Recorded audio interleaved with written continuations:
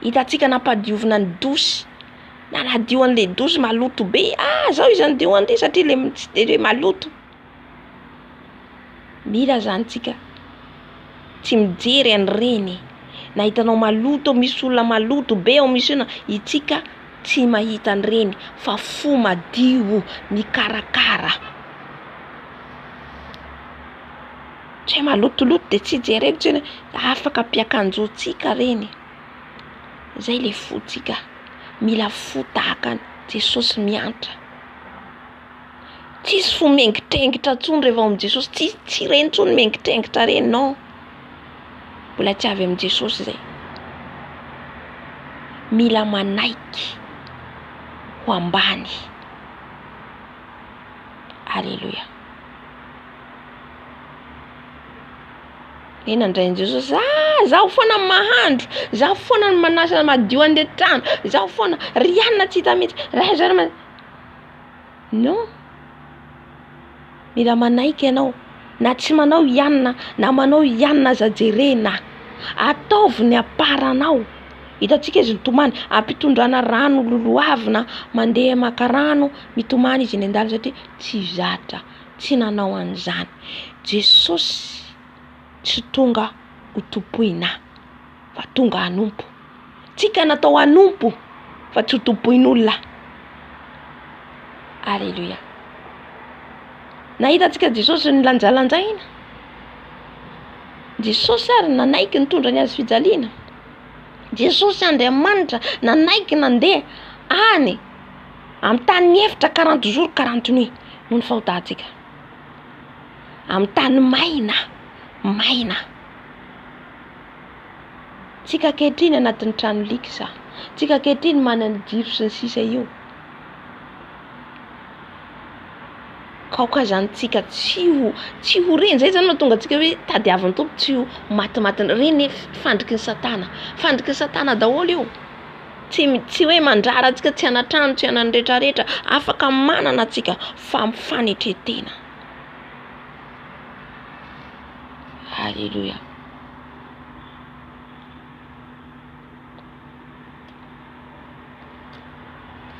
De izy araka ny fantatsika gérant finance tao amin'ny église. Nomeny pasteur asa tao izy. Hitantsika Andriamanitra ne tsara riavany. Nesorony tany izy. Tsy hoe avelan'i Jesosy ianao rehefa avy eo hoe tsy niasa ianao de vita zay. Non. Adidy ny fiainantsika, adidy ny momba anao. Fa ny tiany Jesosy atao zany de tsika miankina matoky azy tanteraka. Zay ny tadiavin'i Jesosy. Matoky azy, tsy matoky olona. Tsy miankina amin'ny olona fa matoky azy tanteraka. De izy am'izay mikonduit antsika tsikelikely. Izay hoe izy no mitarika, izy lay mampianatra. Raha izy nataontsika mandeha aloha, milamina ny fiainantsika riavana. Milamina antsika kristianina. Fa raha vao tsika no mandeha aloha, zay foana malatsaka atsika.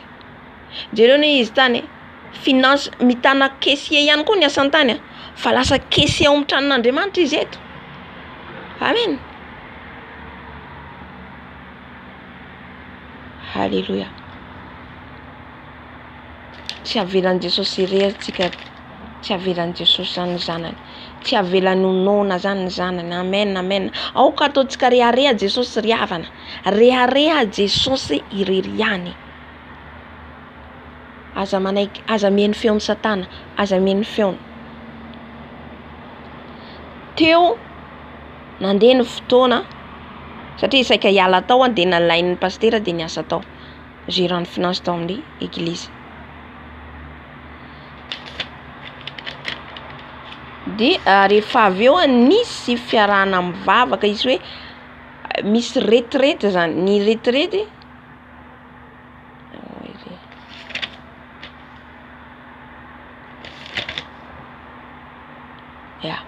anantona anisy retraite atao amin'ny fiangonana de vavaka mandritra 40 jours de vavaka ho an'ny Togo satria izy togolaise.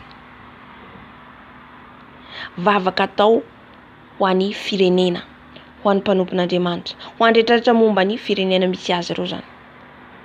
Na henao nini izy, tsy izy ene io fa fanahy masina efa mitarika azy. ry havana raha antsika teditra ny lanitra misy prix à payer, misy prix mila ataontsika. Vavaka 40 jours 40 nuits zany tsy mora isaky ny hariva. Alléluia. Mila tsy mijanona raha antsika mangeta hitan' Jesosy, te hitany vonatrany, manao sakrifisy.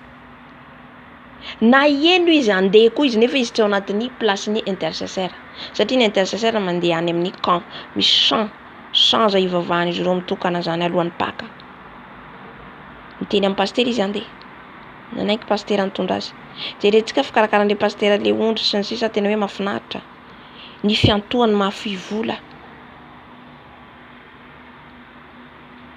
Izay no tokony ataontsika kristiana, mifamonjy, mifanampy, tsy mifaly amin'ny fahavozan'ny hafa.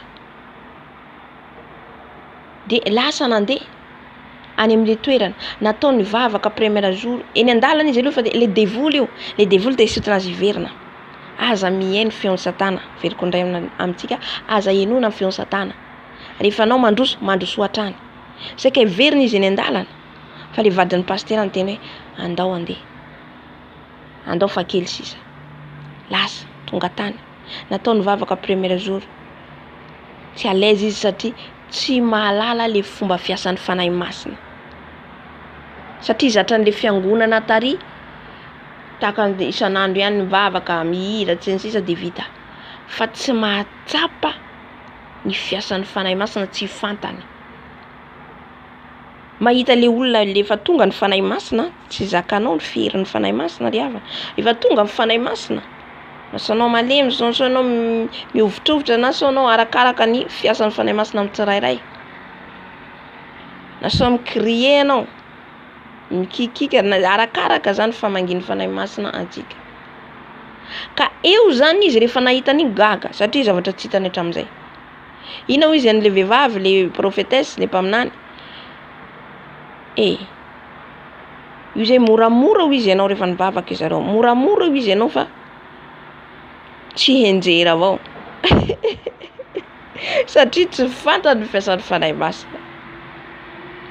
Everin'olona adala zany ianao rehefa tonga ny fanahy masina. Raha vao tsika tsy mahalala fiasan'ny fanahy masina de lasa miteny ratsy, lasa manometsiny, lasa miteny, de amin'izay fotoana izay ianao de aran'ny fahatezeran'Andriamanitra satria Jesosy no teneninao amin'iny fa tsy le olona. Izay nahazo ny grâce satria izy tsy mahalala. Rehefa tsy mahalala, tsy fantatsika leo mangina. Ianao izy, tsy raha anao reto fa tsika roa. Ka mba moramora ianao izy amin'ity zavatra ataonao mihetsiketsiky ity zany. De le olona tsy amin'ny tompony teny satria fanahy masina manatrika. Na lainy le lambahoany, na danina, tsy haiko hoe nataony ahoana, natotany le olona. Na zerany le olona satria tezitra izy mahita le devoly ao anatiny tezitra.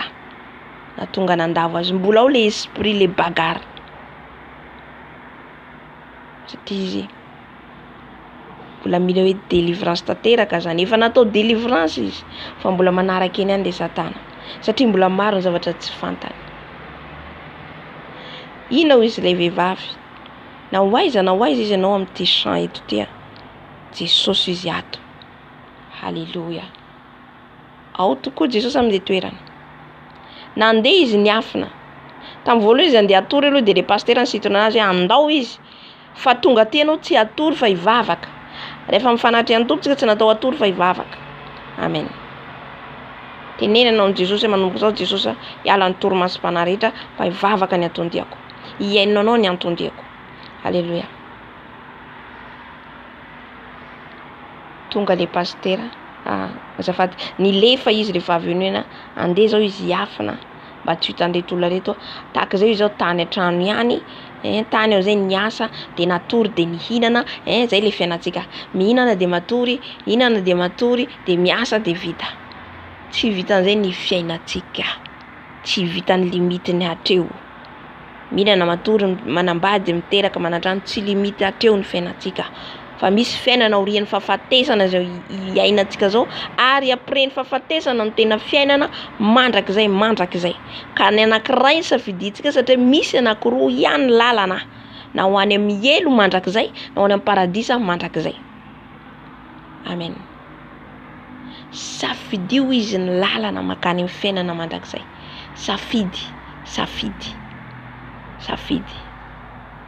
Safidy ho any an-danitra ry havana.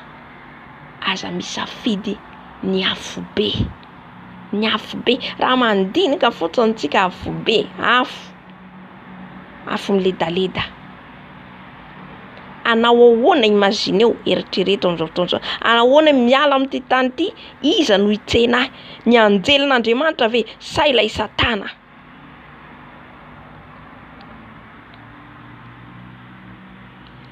Fijoro volombela anankitelo no enotsika teto. Irene, Pamela, Gracia. Dinitsika amin'io aiza no misy atsika. Ary mbola maro fijoro volombela ho entsika. Tiany Tompo ampalalana antsika gasy. Halleluja.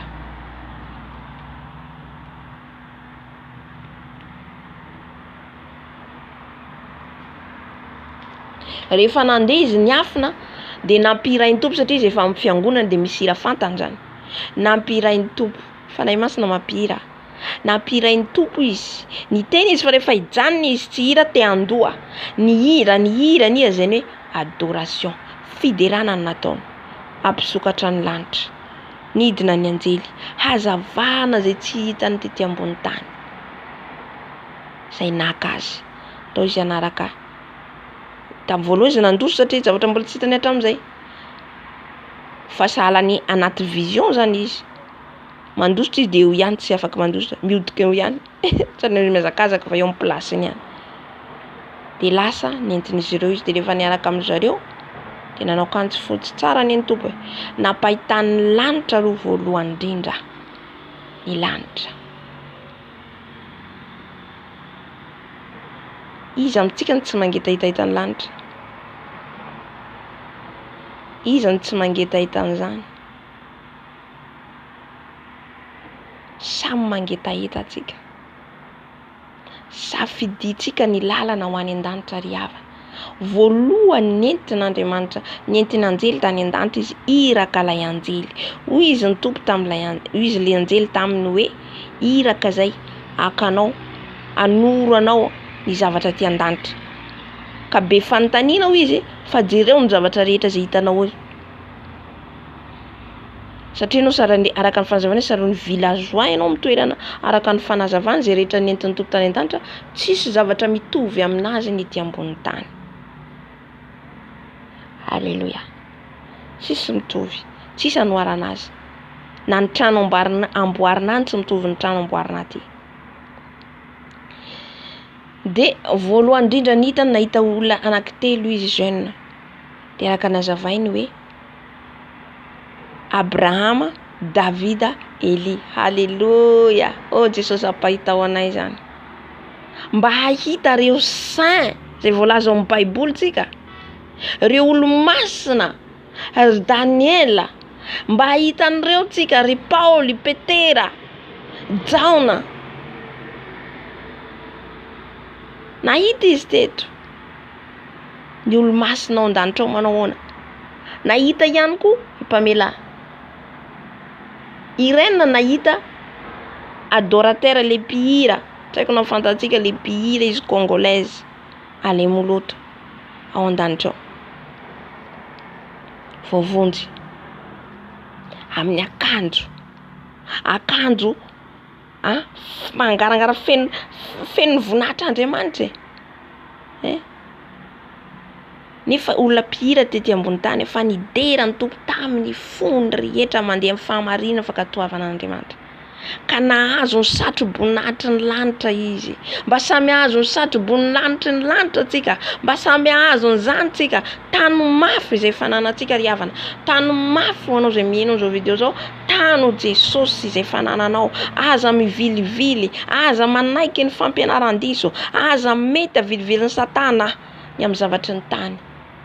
fatano Jesosy mba ho tahaka andreo alemonoto gasy azafady congolaise fa nahazo ny satroboninahitra nahazo ny couronne izy de tahaka andry Paoly ihany koa nahazo ny couronne satria niady mafy tety ambony tany, niady tsara tety ambony tany, niady mafy tety ambony tany mba azon'ny lanitra. Ry Paoly, ry John, ry Petera samy manana ny couronne andreo. Tao anatin'izany koa le moloto nahazo ny couronne mamirapiratra. Mba hazon'izany koa tsika efa ao io famboarinao princesse ny prince ny Jesosy. Alléluia.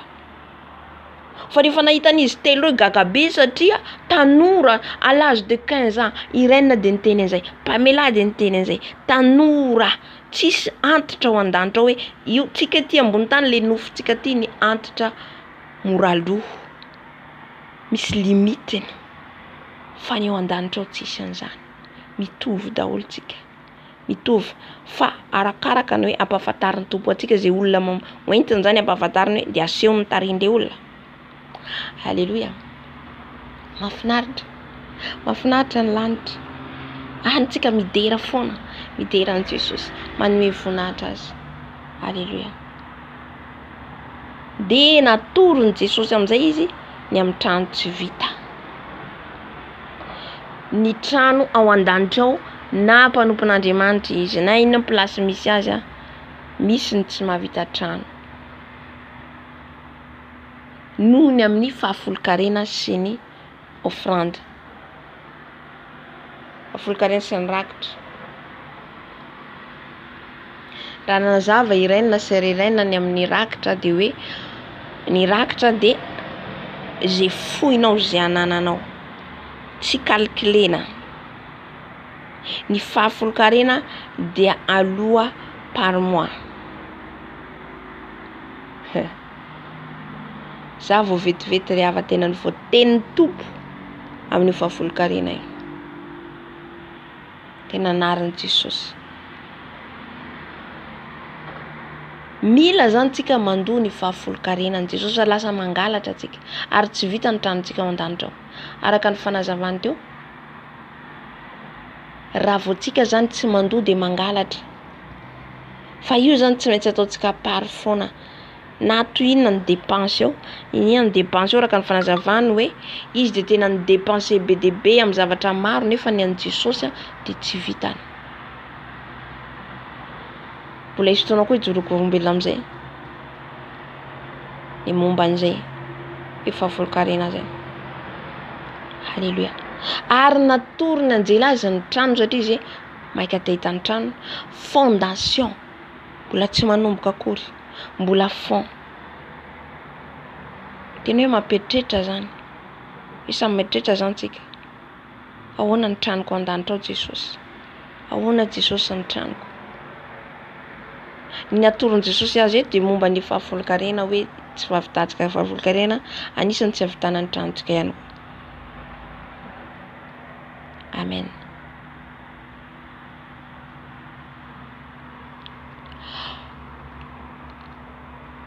De inona ho izy ny tompo, inona ho izy tamin'ny eo anjely ny ataoko mba havita ny tranoko.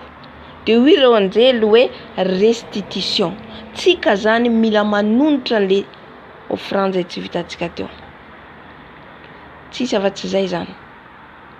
Fanonerana. Raha tsika zany tia an Jesosy de miezaka tsika manonotra andreo. Ampian Jesosy tsika. Ampian Jesosy. Na de hoe tsy manana ary tsika hain Jesosy manoratra tena hitany hitatsika. Alléluia.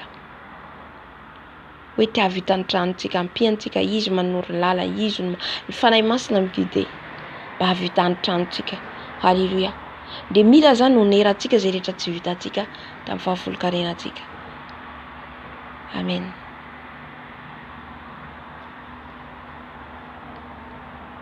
De nahita ihany koa izy ny olona tsy manatrano ao an-danitra ao. Tsy navita trano zany de voafefy anaty lakoro maro be izy, hatramin'ny mpanompon'Andriamanitra, hatramin'ny pastera, hatramin'ny profeta, hatramin'ny voateny tao daholo tsy manana trano satria tsy fidèle. Mila fidèle zany tsika amin'ny fahafolon-karena.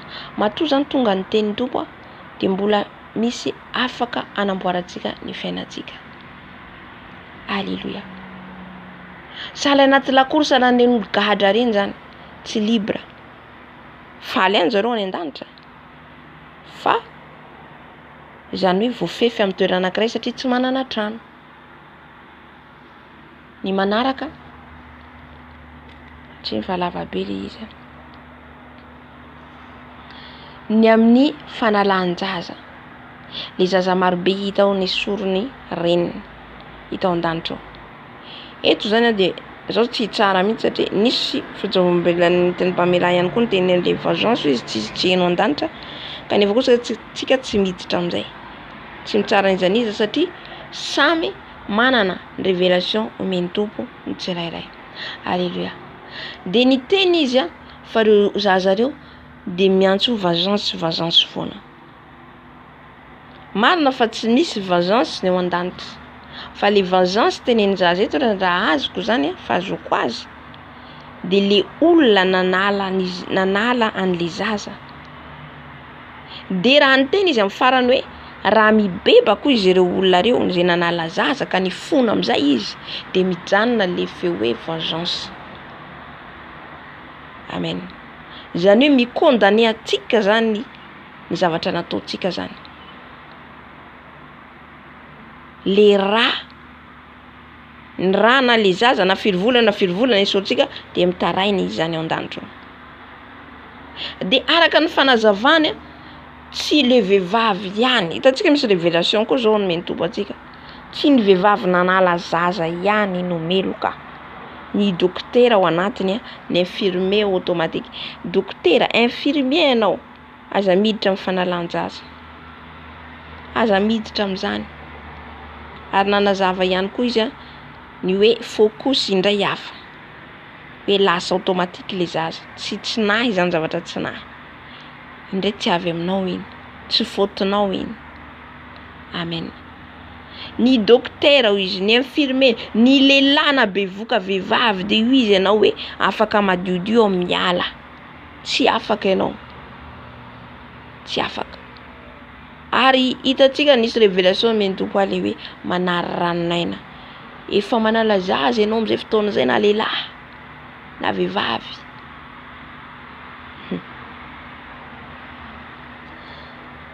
Fanafody fanaran-jaza ny mpivarotra izay mamarotra an'ireny dia efa miandry azy koa ny helo. Ny manome hevitra, ny manome conseil, tsika hivavaka rehefa avy eo. Mila mibebaka tsika raha nisy olona ny conseiller tsika hoe esory le zaza. Na ny tenitsika ary misy dokotera, ary misy toeram-panalan-jaza efa ao anatiny tsika. Efa ao anatiny rehetrarehetra voateny teo zay.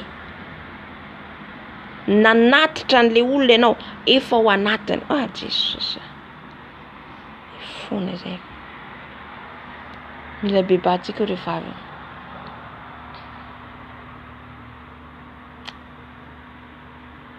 Dia rehefa vita zany eo amin'ny 4 heures de temps izy tany zany entin'ny tokotany dia rehefa niverina izy dia tsy nisy gotia ny zavatra an-danitra automatique normal. Ary rehefa hiverina izy tsy te hiverina fa tsy maintsy miverina satria mbola misy mission ampanaovan'ny Tompo azy. Fa rehefa niverina izy tsy te hijery zavatra hita ny tany ity, zavatra ny tany ity, tena marina. Tsisy gonao raha anao lanitra tsony, tsisy gonao tsony amin'ity tany ity. Tsy zavatra irinao tsony afa-tsy ny ho any an-danitra. Ho amiko sy aminao noho izany samy anirin'ny lanitra atsika. Tsy hijery, tsy hangetaheta zavatra ny tany ity tsony, tsy hazakazaka ny zavatra ny tany tsony, fa ny mba havovonjy ny fanahintsika. Halleluja. Ary hitantsika ny teny le anjely hoe averinay ianao fa amin'ny folo alaina indray mandeha. Zay zany expérience voalohany izay nasehon'ny tompo taminy.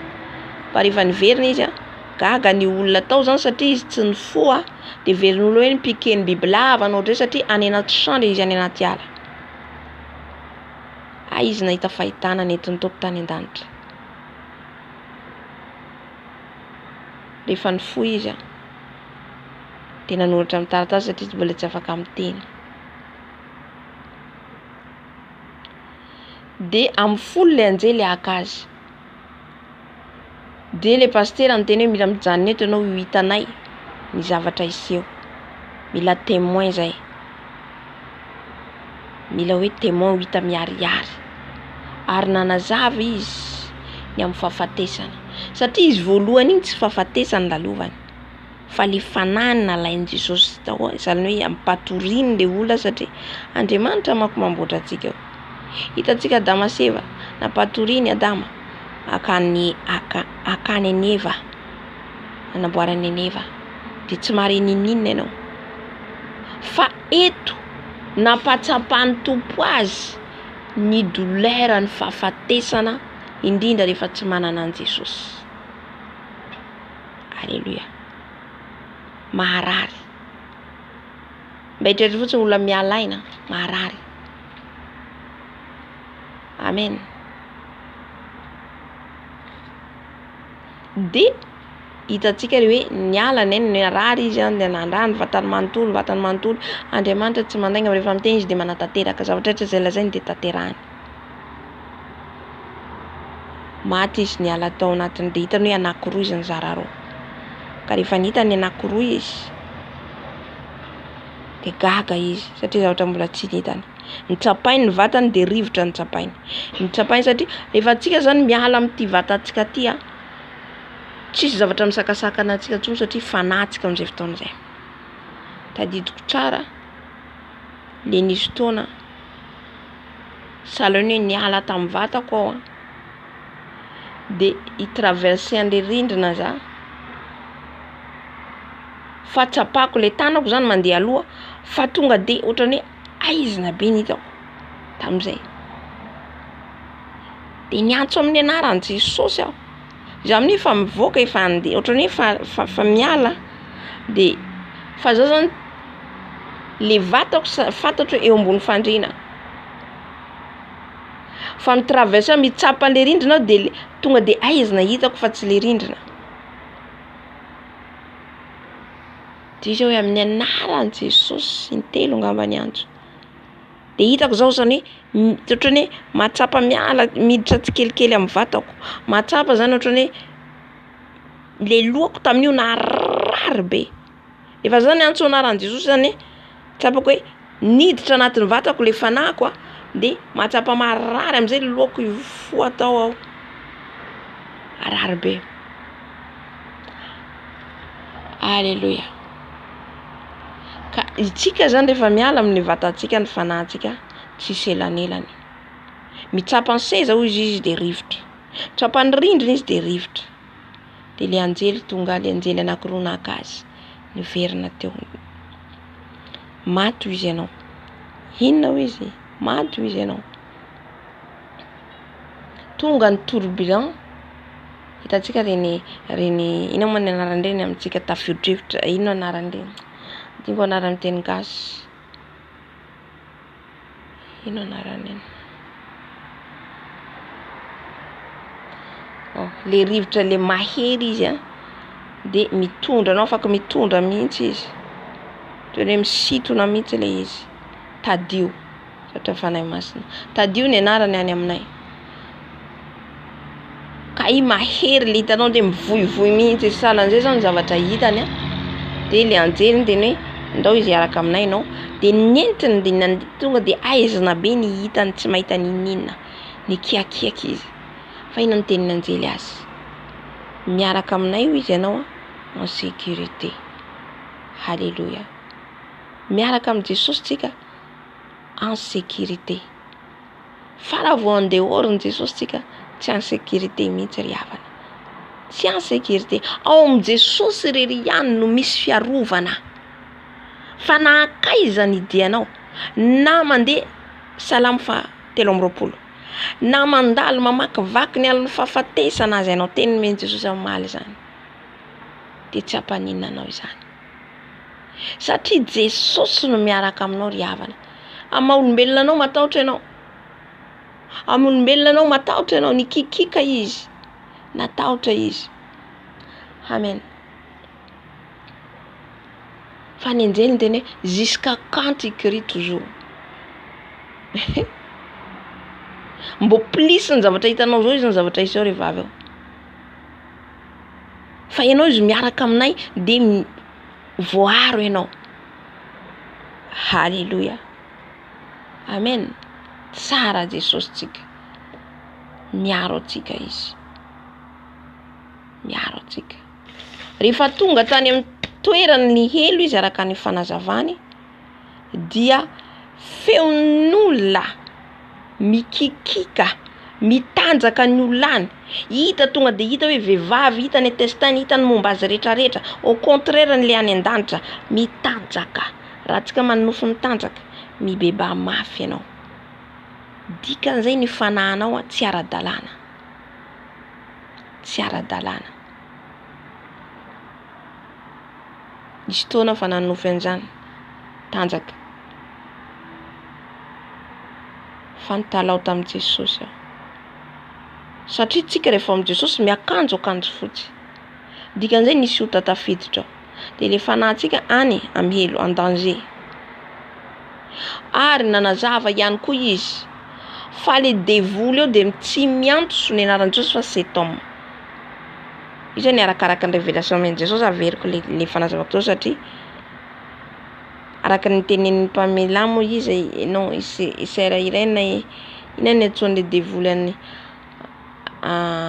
tsy miantso ny anarany ina ny antsoany zareo any Jesosy iny izy zareo zany tsy miantso anaran'i Jesosy mihitsy satria tsy zakan'izy ireo ka na le olona ao ary anatin'ny elo mandroka devoly izy miantso ny afo ny fanahy ma tsy hisy an'izany tsony tsy hisy hery tsy efficace tsony ny anaran'i Jesosy itsika ety ambony tany ny mbola afaka mandroka ny devoly amin'ny herin'i Jesosy Kristy Tompony velona Nazareta ny afo ny fanahy masina satria itsika mbola afaka mibebaka satria itsika mbola mandeha amin'ny fahamarinana sy ny fahamasinana fa rehefa tsika any amin'ny elo tsisy Jesosy hiaro antsika tsony any amen izay mahatonga an Jesosy sarotiny amin'ny fahotana sarotiny satria nohony amin'ny fanahintsika tsy hoany amin'ny fahaverezana ome le devoly maneso le devoly ianareo izy efa naseho anareo ny tenin'Andriamanitra ny baiboly ataony livre noir tsy livre noir mihitsy ny baiboly fa itsika no tsy miaino itsika no tsy mamaky ny tenin'Andriamanitra any ka voafitaka ianareo izy no tsy mamaky ny tenin'Andriamanitra ianareo izy tsy miaino ny tenin'Andriamanitra hitanao esoiny le devoly tsika rehefa esoe maneso izy esoiny azony ianao tonga soa izy ianao ato de fihiny le olo sady dorany amin'le afo misy bibilava ngeza be zay hoe raha tsika manofo bibilava ratsy be ngeza be miditra partie intime ny partie intime vehivavy na am'le fitoerana famoahana maloto miditra le bibilava mandindra ny olona ao anatin'ny impudicité fijangajangana nahita ihany koa izy vera be de be oditra le zavatra madinidinika reny ino anaran'iny vera de terre mitsofoka amin'ny maso mitsofoka amin'ny sofina mitsofoka amin'ny lela mitsofoka vata manontolo idiran'izareo tsisy afaka hiéchapper ilefa tsisy afaka andositra satria le toerana rehetrarehetra de ao satana amin'ny contrôle ka ny ahafahantsika mandositra ny helo de tsika ety ambony tany tsika mbola velona no afaka mibebaka ry havana afaka manamboatra ny fiainantsika dian'izao tsika mijery ny fiainantsika hoe inona no mety inona no tsy mety inona no mbola avery ana de kristiana zaho mbola manome fotoana antsika ny Tompo. Matotonga ny fijorovam-belona, matotonga ny teniny dia ny hanovany antsika, hanamboarany antsika. Ny hoe mandray an Jesosy Tompo sy mpamonjy amin'ny fiainany, averina foana, averiko foana, ary tsy mitsahatra mamerina azy. Ny hoe mandray an Jesosy Tompo sy mpamonjy amin'ny fiainany dia mivava kristianina ianao, miala amin'ny ratsy. Tsisy miaroaro le anjely ny teny an'izany ihany koa tamin'ny sœur Gracia teto. Rehefa nareo mandray an Jesosy Tompo sy mpamonjy amin'ny fiainanareo ka teo any an-danitra de mila mahitsy, vady eo mondo izy, ndano izy teneno amin'ny olona zay tsy miaino, tsy manaraka na de fa eny ny ara, fantany ara, misy ny elo, misy ny afobe. Marobe ne mahalala an'izany. Nefa tsy miaino, nefa tsy miraharaha. Fa hoaiza ny fanahinao, hoaiza ny fanahiko raha tsy miomanao dia mbola velona. Halleluja. Nanazava koa izy eo amin'ny farany hoe itsika nandray an Jesosy Tompo sy mpamonjy amin'ny fiainantsika. Voafafa le fahotantsika teo aloha. Voalohany tsika nandray an Jesosy, niala amin'le fahotantsika, voafafa le fahotantsika teo aloha. Fa tadidio, raha nanalaza azy ianao, mila bebanao manokana. Halleluja. Raha nisy zavatra nataonao ngeza be tsaronao hoe zavatra tena nanao nandeha namonjy mbiasa ianao, mila mandalo cure-dame ianao, délivrance tanteraka. Neny Gracia teto sahalany izy, sahalany pacte nataony satria izy tonga tany amin'ny royaume-ny Satana mihitsy. Ka Jesosy mihitsy no manafaka ary havana. Tsy olombelona no manafaka atsika, tsy olombelona.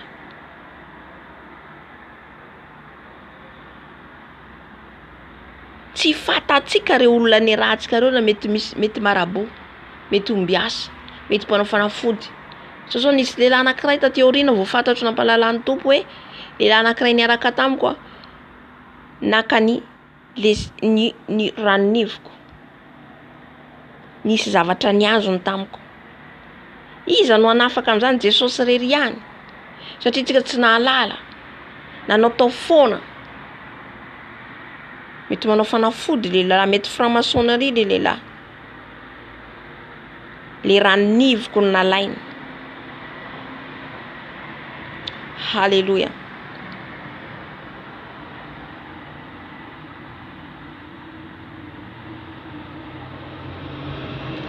De rehefa avy eo tsika nandray an Jesosy Tompo sy mpamonjy amin'ny fiainantsika, manomboka eo ny fiainana maha-kristianina, manomboka eo tsisy blabla tsony. Teo ianao ny fahafahan Jesosy, fahotanao rehetrarehetra hatramin'izay noho ny tsy fahalalanao. Fa rehefa nandray an Jesosy amin'izay ianao, manomboka eo mitandrina ny dianao. Fa manomboka eo rehefa nanontanao, enitsika tsara fanazavany, misy feu misy alany hoe rouge. Mihetsika io rouge jusqu'y bebanao. Zay hoe saorana Jesosy nanolotra ny tenany mbola ahafahantsika mibebaka. Zay le andron'ny fahasoavana. Satria raha mahatsapa zany tsika hoe nisy fahotana, ohatra ianao zao nangalatra de misy point rouge amin'ny anaranao, iny tsy mifafa mandra-pialanao ambony tany eto. Ratsy, tsy mietain zany, tsy maty. Raha ohatra ka tsy nibebaka anao mandra-pahafatinao, de dikan'izay ianao tsy tafiditra any an-danitra. Fa ohatra ny bebaka anao, mijanona le rouge manelatselatsy miseho eo. Alléluia. Ny fiainana maha-kristianina, fibebana isan'andro, isa minitra, isa segondra, mibebaka, fibebana, repentance, fibebana. Satria misy ny ota tsinahy, misy ny ota tafiditra, misy ny ota tsy fatatsika. Mety hoe veritsika mety nefa tsy mety. Izay mahatonga antsika mila mibebaka foana. Na de ataon'olona adala anao tsy maninona, na de ataon'olona efa lasa adala amin'ny fivavahana tsy maninona, fa izay mihitsy ny traiten'ny olona atsika hoe adala. Fa eo anatin'Andriamanitra hendry ianao. Satria mahalala ny fanahinao hoe zava-dehibe eo anatin'i Jesosy ny fanahiko. Amen. Iditra mivavaka atsika. Ivavaka atsika.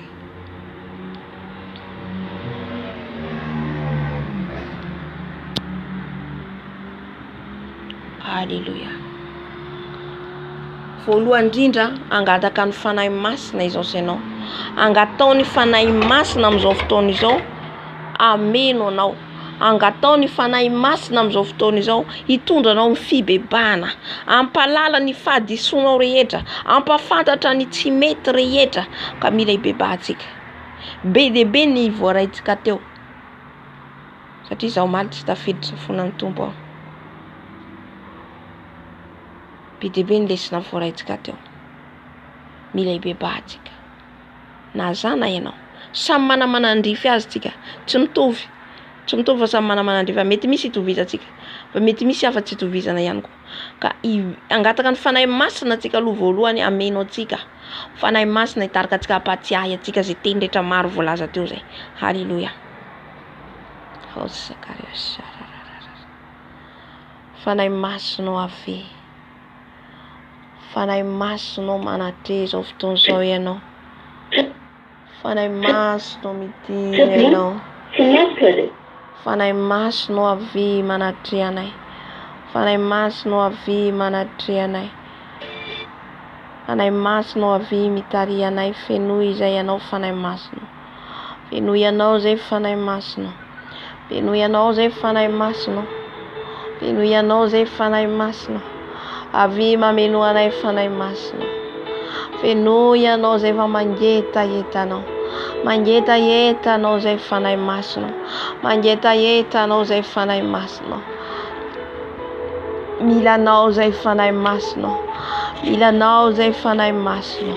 Ento amin'ny fibebahana zay fanahy masina, fenoy ny herinao zay fanahy masina. Aoka ny afonao nameno anay, aoka ny afonao nameno anay, aoka ny herinao ny ositra ao ameno anay. Fanahy masina vangio zay amin'ity andro androany ity, vangio zay amin'izao maraina zao fanahy masina. Aoka ianao namangy anay tsirairay avy, anokatra ny masom-pananay, ny sofim-pananay, anokatra ny fonay. Fanahy masina midina meno anay amin'izao fotoana zao, hitondra anay amin'ny fibebahana marina, fibebahana marina ka miala amin'ny ratsy rehetra mba hahafahanay andova ny lanitra. Fanahy masina ave midina meno anay, midina hiteny aminay, midina nanatra anay. Fanahy masina ampafantaro anay ny fahadisoanay rehetra, ampafantaro anay mba tsy ho menatra izay no miteny ny fahadisoanay, tsy atahotra izay ny teny ny fahadisoanay. Fanahy masina midina, fanahy masina midina, fanahy masina mamenoa, fanahy masina midina. Koriabash, oriabababash, oriabababash. Fanahy masina ave, fanahy masina ave bababash. Oriababababa. Atsoy ny fanahy masina meno anao amin'izao fotoana izao. Fenoy ny herin'ny fanahy masina ny tenanao, fenoy ny herin'ny fanahy masina, fenoy ny herin'ny fanahy masina. Fa ny fanahy masina no mitarika antsika amin'ny fibebahana ry havana. Atsoy ny fanahy masina fa efa eto izy amin'izao fotoana izao. Atsoy ny fanahy masina. Tsika mila feno ny fanahy masina foana, mila feno ny fanahy masina foana. Oh fanahy masina ave, fenoy izay fanahy masina, vangio zay amin'izao maraina izao, vangio zay amin'izao maraina izao fanahy masina. Midina manatreh anay tsirairay avy, midina manatreh anay tsirairay avy any amin'ny tokantrano misy anay. Midina fanahy masina, midina meno anay. Kariadadadada. Oriababababash, oriababababababash, oriabababa, yariabaste kariabababa. Oriabashera babababa. Atsoy ny fanahy masina, tondranao ny mavesatrinao rehetra eo amin'ny Jesosy, satria Jesosy dia niteny hoe ento ty amiko ny entanareo mavesatra rehetra, fa izao no hanome fitsaharana. Jesosy, Jesosy ny manome fitsaharana ry havana. Antsoy ny fanahy masina fa ho maivana izany enta mavesatra izany, maivana raha entinao amin'ny Jesosy. Avy fanahy masina. Je sens la douleur du cœur de quelqu'un. Je sens fo mavesatra, avesatra ny fon'olona. Charabababababa. Je sens que ton cœur est très lourd. Matsapa aho misy olona mavesatra ny fony amin'izao fotoana izao. Mavesatra ny fony amin'izao fotoana izao na eno. Ny fijoroana vavolombelona. Tsy iza no miteny aminao fa Jesosy. Tsy iza no miteny aminao fa Jesosy. Anafaka anao izy. Raha tena vonina hibebaka marina ianao. Raha tena vonina hiala amin'ny ratsy rehetra ianao. Vonina anafaka anao izy. Sharababababa. Oria bababababababababa. Saint-Esprit, pèse le cœur. Saint-Esprit, donne-nous la paix. Donne-nous la paix, Saint-Esprit. Oria basharababa. Angatao ny fiadanana ny tompo hiditra ao anatinao. Ilay fiadanana hiditra ao anatinao. Hiala ny vesatra rehetra. Anome fiadanana anao ny tompo. Anome fifaliana anao ny tompo. Karia basharababa. Oria basharababa. Tsisy afa-tsy ao amin'ny Jesosy irery ihany no manafaka ry havana. Ento amin'ny Jesosy. Ento amin'ny Jesosy ny mavesatra rehetra. Mandolia ianao amin'izao fotoana izao. Mandoalia ianao amin'izao fotoana izao. Mibeba amin'ny otanao rehetra. Hoy Petera, raha ny tena ny lohana ny Israely. Nandroan'ireo olona izay nanaraka an'izy ireo. Mibeba ianareo. Bazonareo ny famelan-keloka. Fibebana ry havana. Fibebana miala amin'ny ratsy rehetra notadiavin'i Jesosy. Amiko sy aminao. Hibebaka atsika.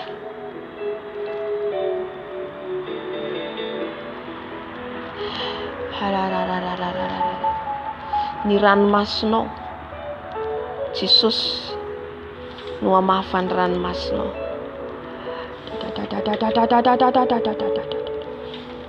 Jesosy hiasa amin'ny fiainanao.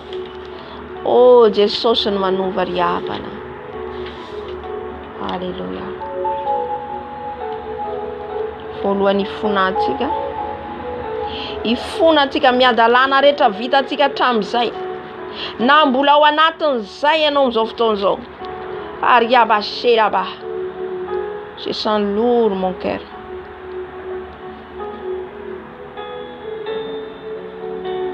Ento amin'ny Jesosy ny fonao. Ento amin'ny Jesosy. Afaka mifona ianao an-dranomaso mibebaka mahatsapa ny fadisoanao rehetra. Mahatsapa ny fadisoanao rehetra ianao amin'izao fotoana izao. Mibeba mandolia. Afaka mitomany ianao tsy maninona. Fa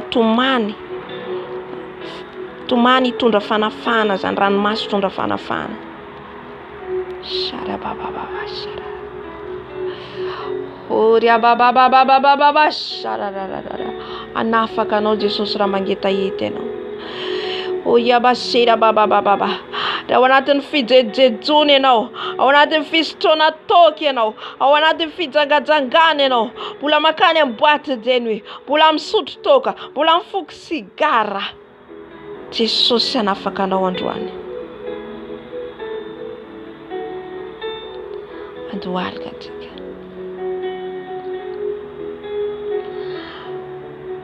Père Adonai, alléluia. Père Al-Shaddai, alléluia. Andriamanitra any amin'ny avo indrindra ianao. Andriamanitra rain'izao rehetra izao ianao. Arabashekarabababababa. Ary ny lanitra sy ny tany. Mandohalika eto anatrehanao izay amin'izao fotoana izao. Mandohalika eto anatrehanao izay dado. Mifona mibebaka amin'izay rehetra nataonay. Oria bashera baba. Tenenao amin'ny Jesosy na disoana rehetra vitanao. Ny adalana rehetra nataonao. Hibebao amin'ny Jesosy. Fa vonona izy hanafaka anao. Vonona izy hamonjy ny fananao. Oria bashekarababa. Tahaka nanafany ianao ihany koa. Jesosy malalo. Manoloana azy teza fiandriananao izay amin'izao fotoana izao. Balwana seza federa no zefzoftozo. Bibeba kabifuda dado. Bibeba kabifuda biadalada reta vita na yatabza Jesus. Nifisutora toka. Tenentrairai. Nifizagadzagana.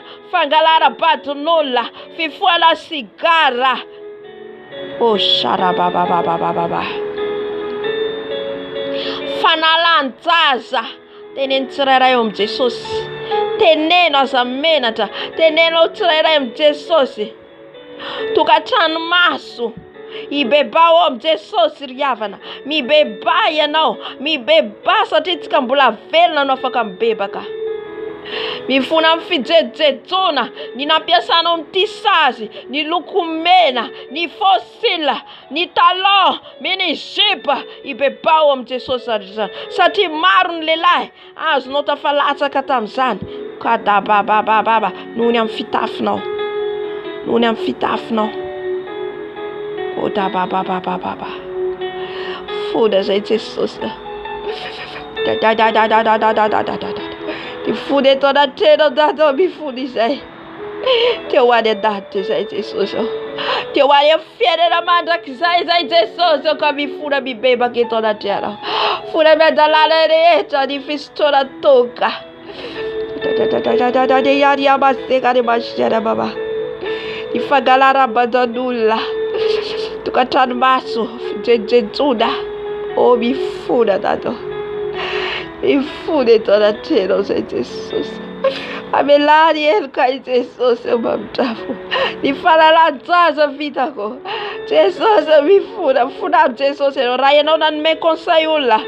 Dan me ula nanala zaza. Ni tunde ula tamtwera nanala zaza. Mi bebaya no. Mi bebam Jesus. O sam tudan fanatique o Jesus diga. Jesus mi fude toda tiana. Ranis nama ku Jesus. No me kuev tanala zaza. Ranis nama ku Jesus malalo. Nuendo kutamtuera nanala zaza. Mi fude toda tiana. Mami dafu Jesus. Na tuera pivaruta na yo. Na tuera bisu duktera yo. Mi funa Jesus eu kata bababash. Daí não quando me fata já para fujar. Mi vava, mi beba, ariu, yalau, mi beba em nome de Jesus. Como lá vai já for tikis. Oh, dia. Funa Jesus. Funa Jesus.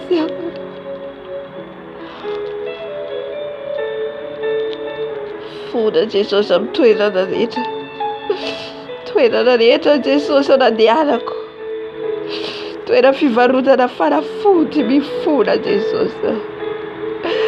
Verdade isso que Jesus olha.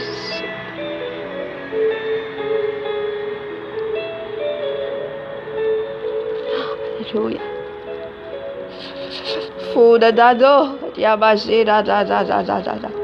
De fuda Jesus. Fil zaza de suna Jesus. Tamdarari na ranlaina. Tamna pesa de capote. Tamdara fara futi. Fara futi mapteraka. On pilil. On pikira. Bi beba che toda terra. On fara la zaza directa. Fude toda terra. Go ta. Tabuduli zai Jesus. Tabuduli zai da. Fude toda terra. Askera vai stare.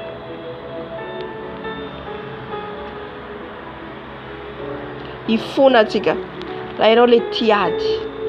E non le timiadi em nulla. Chaviam Jesus zan. Ita tika n'esprit ne acompanhas. Ne acompanha em gracia. Te vulnati. Ze toerana misy anao ady. Ze toerana misy anao gidra. Ze toerana misy anao fifandirana. Ianao mihitsy no fototry ny am'izay fotoana zay. Voampidirina anao mitoerana anankiray dia efa misy korota anao. Vao miditra ao ianao dia anao mifamaly amin'ny olona. Vao anatin'ny zavatra anankiray ianao tsy zavatra manjary. Mibeba ianao. Te volinadina ao anatinao. Ihany ny hitako dia ataoko an'izao. Izao ny resaka anahy dia ataoko an'izao. Te volinadina ao anatinao. Bebaka atsika. Bebaka. Dia miala amin'izany. Jesosy mifony eto anaty trenao zay. Fona Jesosy vonjeo ny fananao ry havana, vonjeo mbola misy fotoana, vonjeo amin'ny Jesosy mahafahatanteraka. Jesosy mifona raha za mbola tiadiady. Fona Jesosy raha mitoerana rehetra zay alehako misy ady foana, toerana zay alehako misy fikorontanana foana, amin'izay rehetra teneniko dia mitondra ady, amin'izay rehetra lazaiko mitondra fikorontanana. Mifona Jesosy fona Jesosy iamresadresaka rehetra mitondra ady, fifanaratsiana rehetra entiko mitondra ady. Mifona dadao, afao izay, afao amin'ny devolinady zay Jesosy mifona izay Jombo, mifona izay ka miala amin'izany tanteraka Jesosy. Entireminao satria tsy vitanay izany, entireminao satria tsy vitanay izany. Dada malaloka damasiaka any masiana. Oh ye baba mifona Jesosy. Isaky mandeha amin'ny toerana anankiray izay dia efa ny anaranay no heno, ny anaranay tiady, ny anaranay tia fosafosa. Mifona Jesosy, mamindrafo Jesosy, mamindrafo Jesosy amin'ny toetrako sararara. Heverinay fa kely nefa lehibe ao anaty anao. Mifona dadao, mamindrafo Jesosy tena baba. Haleluya, mifona dadao mamindrafo. Mamindrafo Jesosy. Amen. Mbola hifona hatrany tsika satria fibebahana antakian Jesosy amin'ny rehetra izay voalaza antsika teo, fibebahana tanteraka ka miala ao anatin'izany. Amen. Ny voalaza antsika tao ihany koa ny antsika amin'ny fibebahana.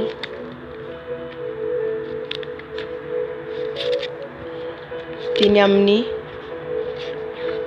fitiavam-bola.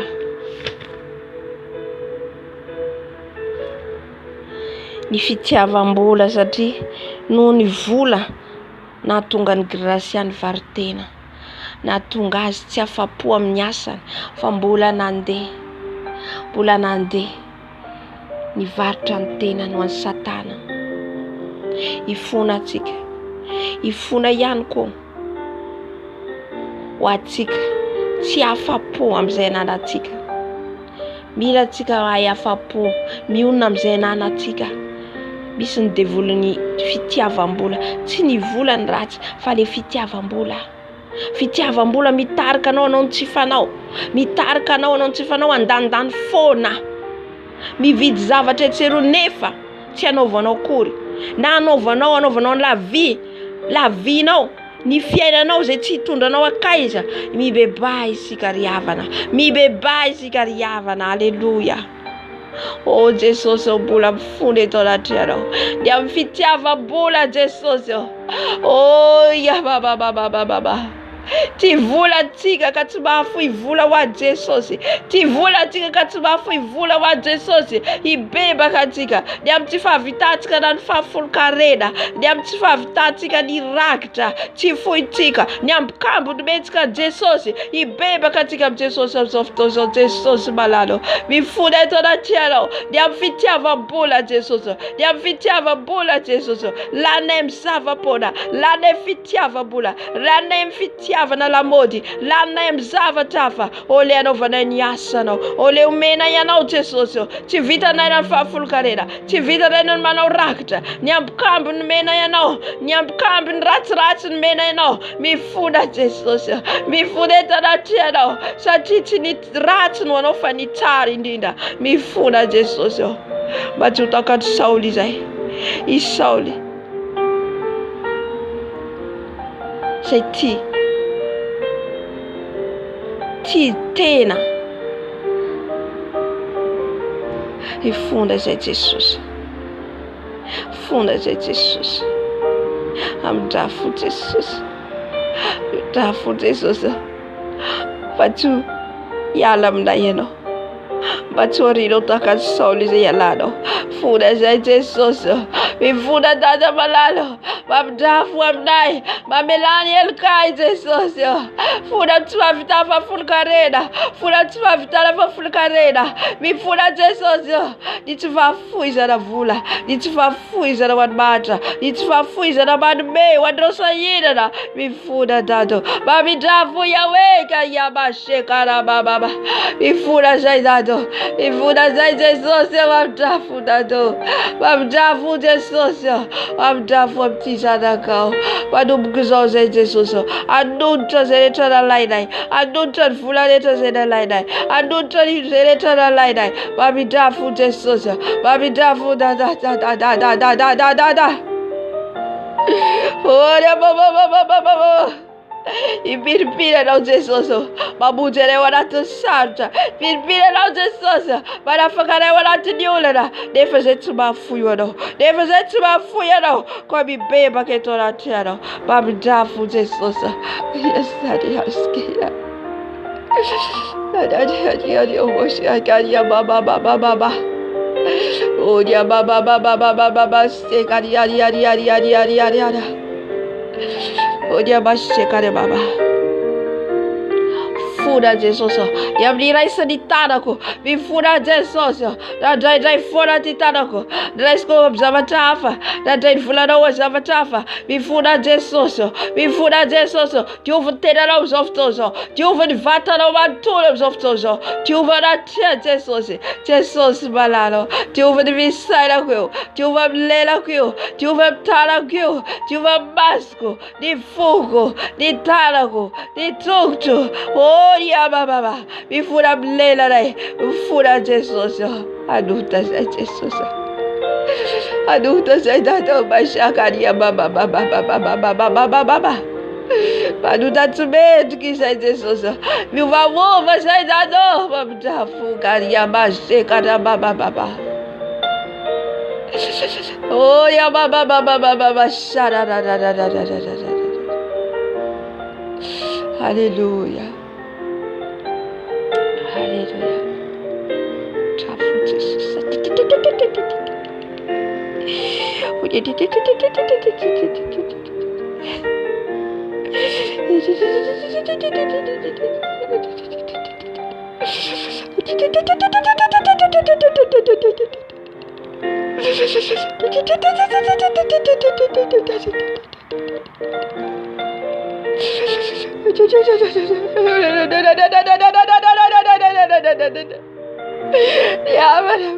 Ibeba tiaro futi che ora c'è Jesus.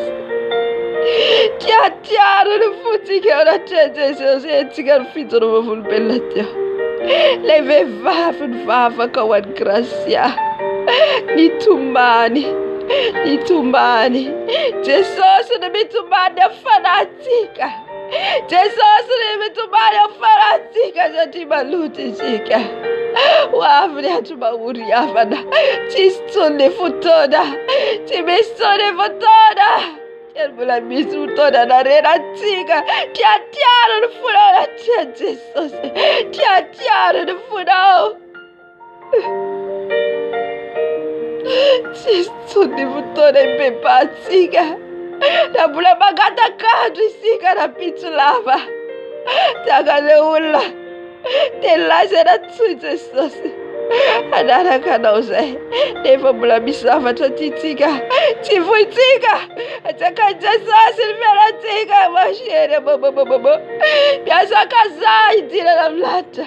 Piasa kazari yavana. Mashere baba. Patuare mdielu fanatika. Tuare mdielu fanatika. Satima mumutun farano. Isa chama futun farano. Fati Jesus reri adria fana masheka ni baba. Mi funa zaida do ya baba. Yawe funa zaida Jesus yo mi funa zato. Viene wafu ya tumamuti. Ya chaptitaniti. itombaty ikikika ny olona hitady an Jesosy fa tsy hainy intsony izy amin'izay ora sy fotoana izay. Dia mbola misy fotoana, dia mbola misy fotoana alamena ny fiainanao, mbola afaka antsika mandositra ny elo, mbola afaka antsika mandositra ny elo ry havana masikena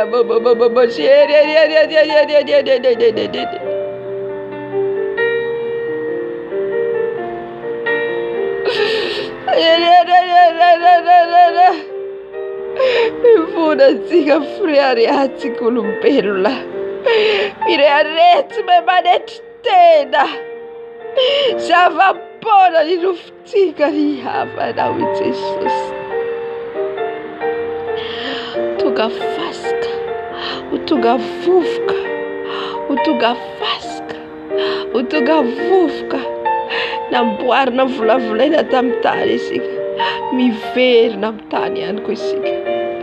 Ty nofo matesatesantsika ity, ty nofo matematesantsika ity.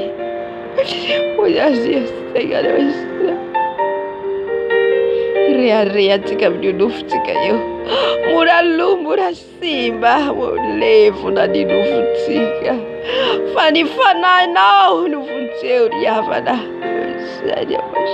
La mort peut arriver n'importe où. Itoavy le fahafatesana hamoratsy ampoizitsika.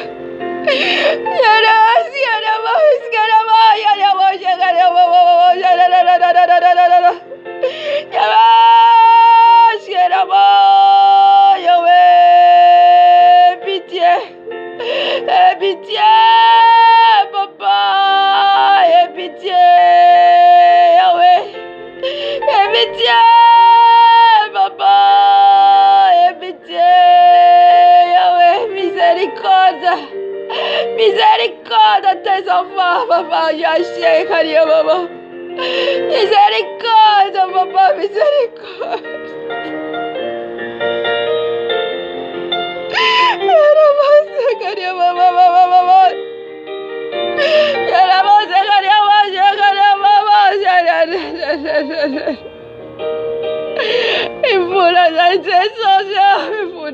Yahweh, Yahweh, Yahweh, Yahweh, Yahweh, Yahweh, Yahweh, Yahweh, Yahweh, Yahweh, pitié, papa. Il faut la vente greta, Jesús.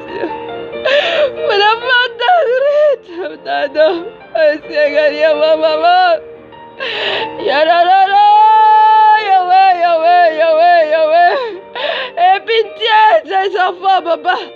Aie pitié, Yahweh, aie pitié, mon pays. Aie pitié, ma famille. Aie pitié, Yahweh, mes enfants. Funa Yahweh, funa Jesús, Yamsanako.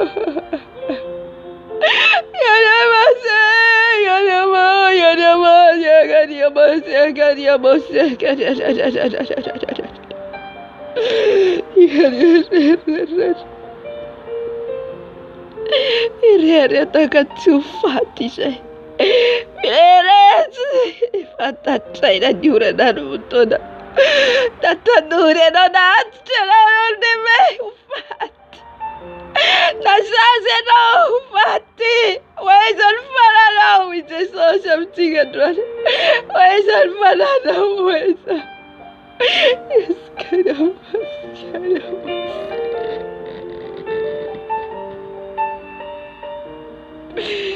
Yes, pitié de nous.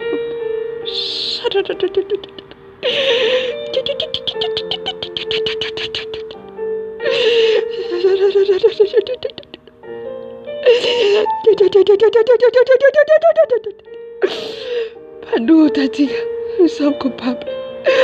Nous sommes coupables.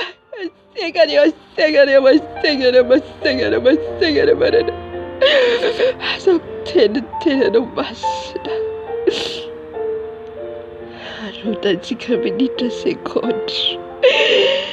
Imebana ni hapa na vimebana mipapa. Mibeba. Miubana mandagariva. Tumatatona niula la futona. Ya viku Jesus. Ya. Waftuni pagana tau. Moshere baba. Masagaria baba. Shegaria masagaria baba. Yahweh, mes enfants, papa. Yahweh, tes enfants dans le monde entier. Tes enfants dans le monde entier, Yahweh, Jésus, Yeshua. Tes enfants, papa, Yako, tes enfants. Papa. La mise de Sos Rosanako.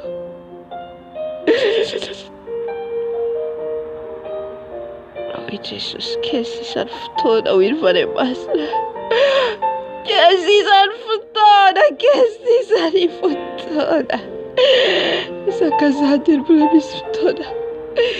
Essa casa Yuva. Yala brazzoletta, with Jesus. Fatisi uta da vita da data. Ani verali, nyalika, ni pitzaga, ni pagara batunola. Oh, sakaria, mama, shake, yeah. Oh, yeah. Rivela. Yeah. Mi stasi di cantiga. Ci devi dare tanto, siga. Mi stasi. Ispetna.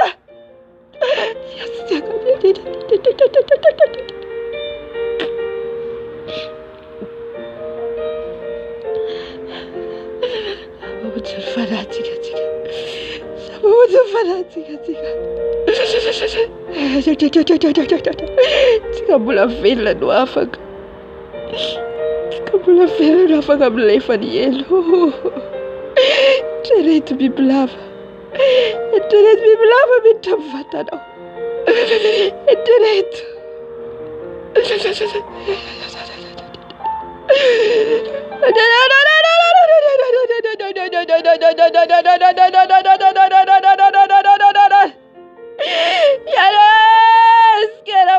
Queremos, mamá.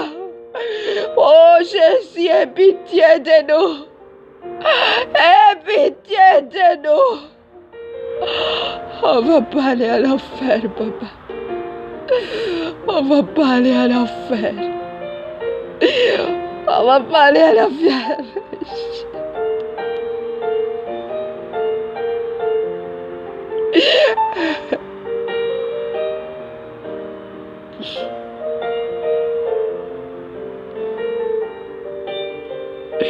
Oh, Jesus, mami dafu, amzee mtakufu.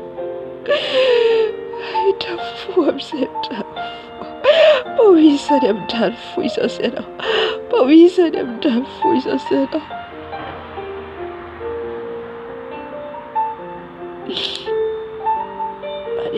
Tena matakarifa. Samifta tena na umarna. Na basna.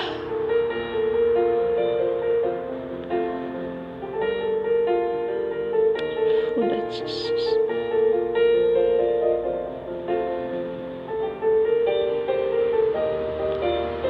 Jesus. Matahura na demanda. Senare tsikari amnihetu. Izy no mahavelona, izy no mahafaty. Graciana amin'izany fo. Ianao ihany koa afaka amin'izany fo. Afaka mamindra fo aminao izy. Na dia beany fahotana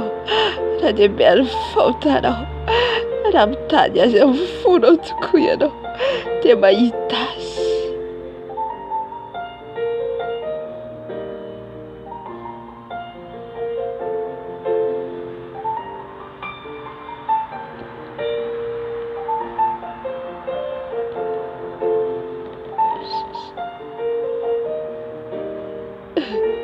Araraoty ry havana dia mbola misy fotoana ohatr'izao. Araraoty.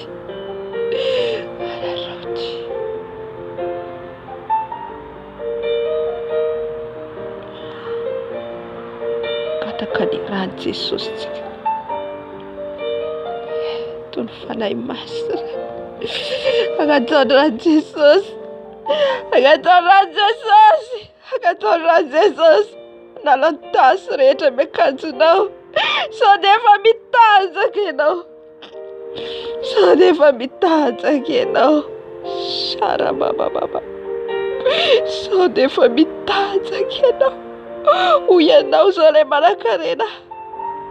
Zao ilay manan-karena. Hoy Jesosy aminao anio.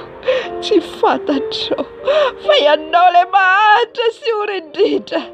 Ianao ilay mitanjaka. Apocalypse 3:18.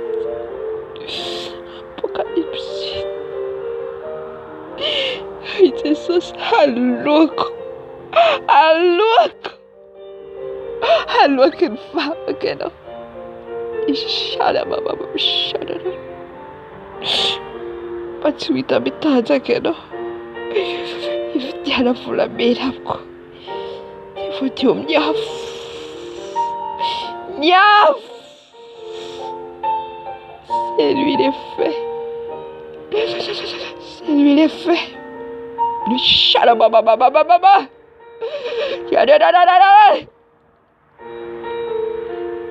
Les premières délivrances, c'est Jésus. Jesosy ny mpanafaka. Jesosy ny mpanafaka. Jésus, il est roi. Il est roi.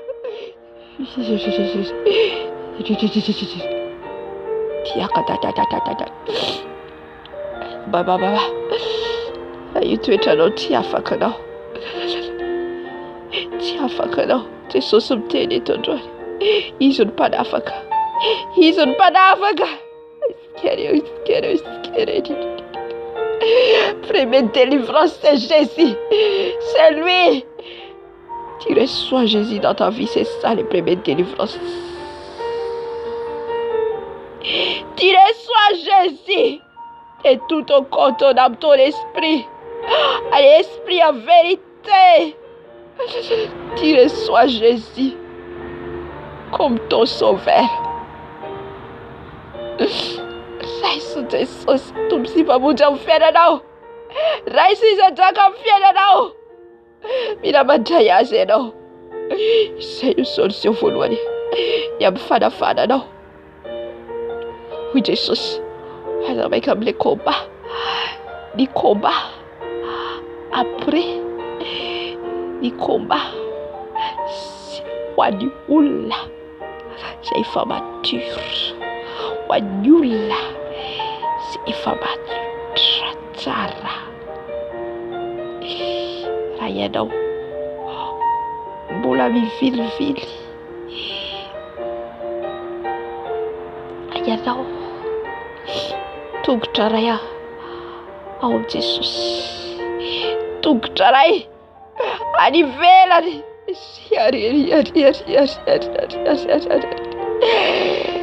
Mbola tsy afaka hikombatenanao ianao. Mila afaka tanteraka ianao. Mila manolo tena tanteraka ianao ho Jesosy. Mila manolo tena tanteraka ho Jesosy ianao. Ania mama.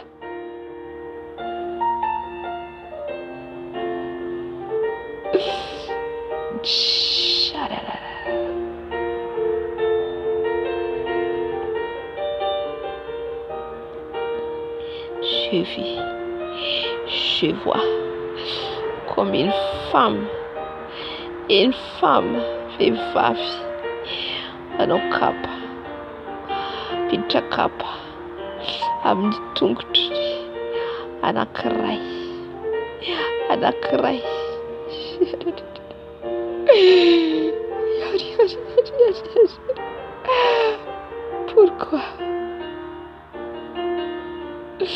Pourquoi? Kapanao anankiray fotsiny. Aizany iray kapa kavy. Any anankiray ihany kapa anaovanao.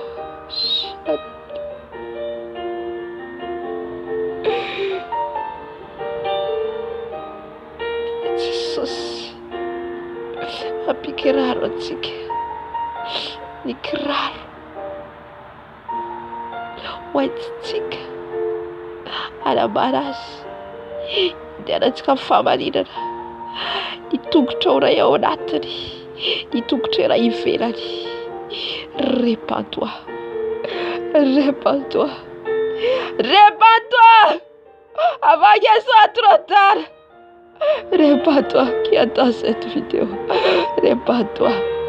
Si ton pied dedans, une pied dehors, une pied dedans avec les chaussures, et l'autre c'est dehors sans chaussures.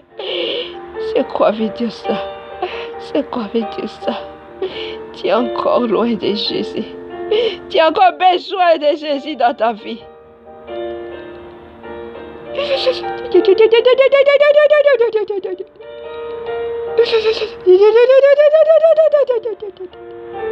Tiens, comme ça bague ici comme Jésus. Tiens, comme ça bague ici. A boire une fière non. A boire la mine. La mine fait la tigre. À la mine fait la tigre.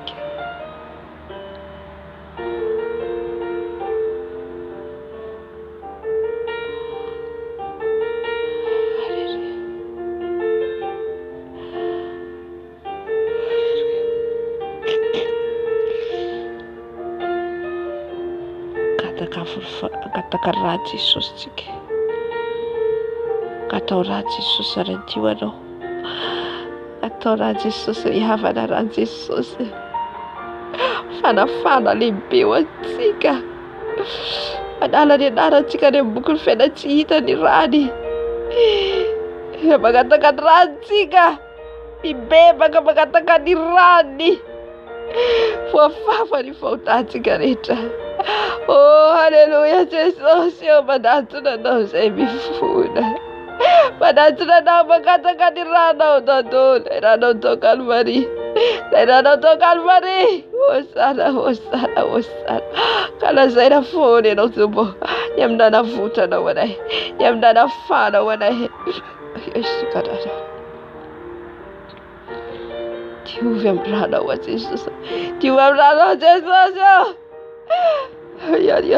Crie! Crie devant le Seigneur, crie! Crie-toi! Toi, Jesosy, anao diovy amin'ny rany. Fanademena takantsaka ny fahotanao. Teo misasany izany, ho dioviny izany, ho tonga takany oram-panala. Fotsy agatsakatsaka, ho fotsy agatsakatsaka. Ka azo fitafina vaovao ianao. Hiala ny fitanjanao. Anao kapa vaovao ianao. Ampiakanjona vaovao ianao. Takan'ilay sarakadala. Oh, agatondra Jesosy. Oh, Jesosy, oh, diovy amin'ny ranao izay. Diovy amin'ny ranao izay Jesosy. Diovy amin'ny ranao izay Jesosy.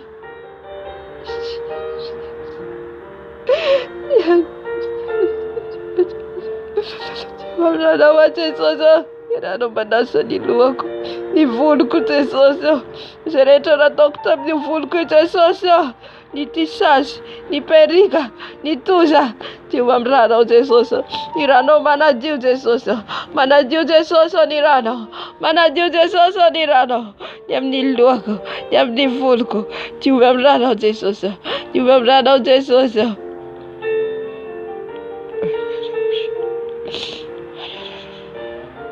Ny ranao Jesosy. Manadio ny fieritreretako. Ny ranao Jesosy. Manadio fieritreretako. Manadio ny lelako. Diovy amin'ny ranao Jesosy. Diovy amin'ny ranao Jesosy. Diovy amin'ny ranao Jesosy ny sofiko. Diovy amin'ny ranao Jesosy. Diovy amin'ny ranao Jesosy ny masoko. Diovy amin'ny ranao ny oroko. Diovy amin'ny ranao ny lelako ny molotro. Diovy amin'ny ranao Jesosy. Diovy amin'ny ranao ny tendako. Diovy amin'ny ranao ny tanako. Diovy amin'ny ranao ny foko. Diovy amin'ny ranao ny tongotro ny lohaloko. Diovy amin'ny ranao Jesosy ny lambosiko. Diovy amin'ny ranao Jesosy. Tempola wadano. Diovy amin'ny ranao Jesosy. Ny amin'ny masoko io Jesosy. Diovy amin'ny ranao Jesosy. Izay rehetra natao tanako. Ny ranao Jesosy. Ny ranao. Para Júlia Casco de fita fico. Irá Jesus malalo. Mama farela na bukan vera cita. Irá Jesus. Irá Jesus. Irá para Júlia futa kaca kaca masakare masare. Udah mama bos jadi. Tiba berada Jesus. Tiba berada Jesus. Irá para sare. Irá para Júlia. Irá Jesus. Irá Jesus agak tahu. Maju ke casa que não eu não seja vendela tubo. Batistas ne cantiga. Batistas a cantiga luan tubo. Nirado Jesus para juarai. Nirado Jesus para sarai. Nirado Jesus para juarai. Bastira bastira lotero bastira lotero.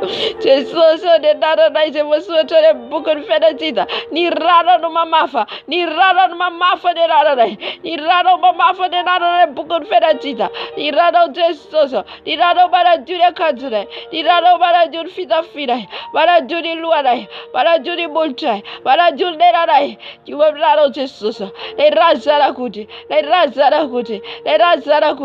para Jubara Sare, basra, not much. Oh, baba. Katora Jesus, Diuf trarai ran Jesus inteira não. Satiera do tempo de masna. Diuambrado Jesus ni tarako, a cavia cavana. Diuambrado Jesus, ni masco cavia cavana. Diuambrado Jesus, ni sufco cavia cavana. Diuambrado Jesus, ni tucto cavia cavana. Diuambrado ni fugo. Ajuda teraka. Diuambrado Jesus. Yalan ratreta, yalan petreta, yalan lutreta. Irado Jesus, Kota baba, Uria basikaria baba, Diuambrado Jesus. Lei razara kuti, Bara Juba Nasarai, Madafakarai. Hallelujah. Rado Jesus, Lei Rado Jesus. Manasarai, Maradiwarai, Maradiwarai, Diuambrado Jesus, Leirado Bayer, Basra, Diuambrado, Desobrado, Leirasarakud, Autobasque, Oh, Yamashika. Kuja bakata kushika bakata. Oh, tak. Kushika bakata da. Oh, ya ba. Oh, ya baste kaji ba. Irado Jesus badasa badatiware. Irado badasa badatiware.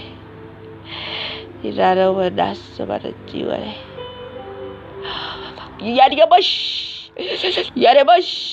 Hallelujah.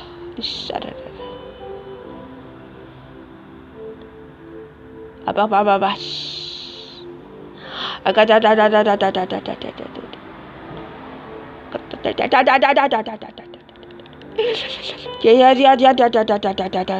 As of Toso, su twin ranges sosi, Ana Diono Tatera, Irado Jesus, para Diwa, para Asa, Irado Jesus, la Iranza la good Tiscaliba, la Iraza la good Tiscaliba, su tukurad Jesus, Irado Jesus, Kodaba Shekari Baba, Sutukurado Jesus, Irado Jesus, Irado Suturai, Bashara, Sutuira Jesus Riavara, Sutuira Jesus Vaetuisi, Etuis of Toso, Api Suturado, Sutukurado Jesus, Sutukurado Jesus, Leirado Vayeri, Sutukurado. Irado Jesus, Sutukurado, Irado Sutuk, Irazarakud,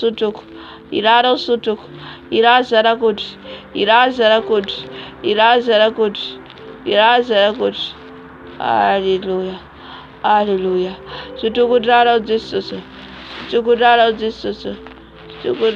Jesus, Sy tokony ranao Jesosy. Kosia.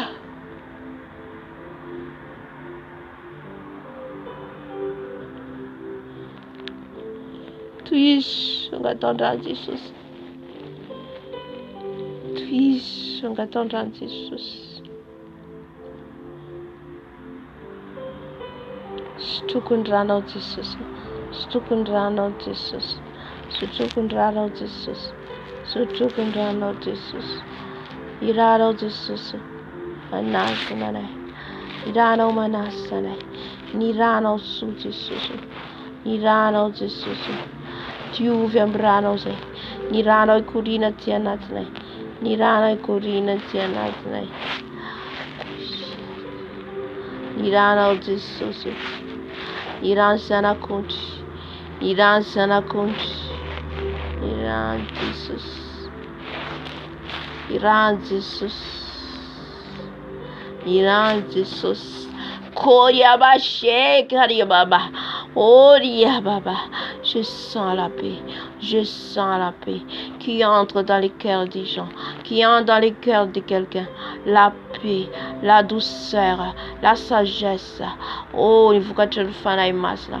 Favonona panai, fareme panai. Oh, fanai masno. Vangiuzai. Il faut que tu le fasses. Vitiavana. Oh, saria baba. Oh, dia baba. Oh, sarara.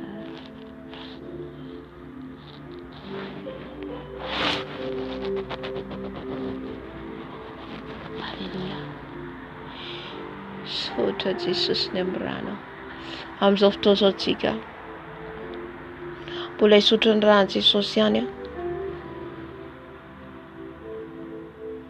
Rano Jesosy anafoanantsika ny sakafo rehetra izay tsy avy amin'ny Jesosy. Misy ny sakafo avy any amin'ny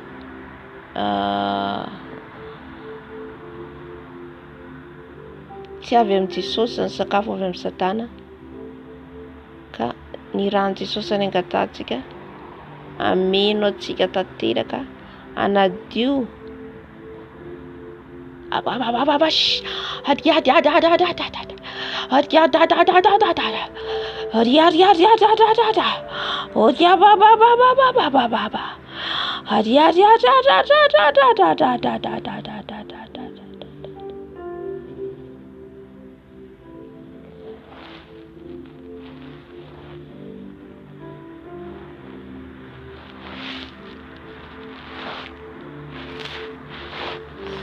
Alléluia.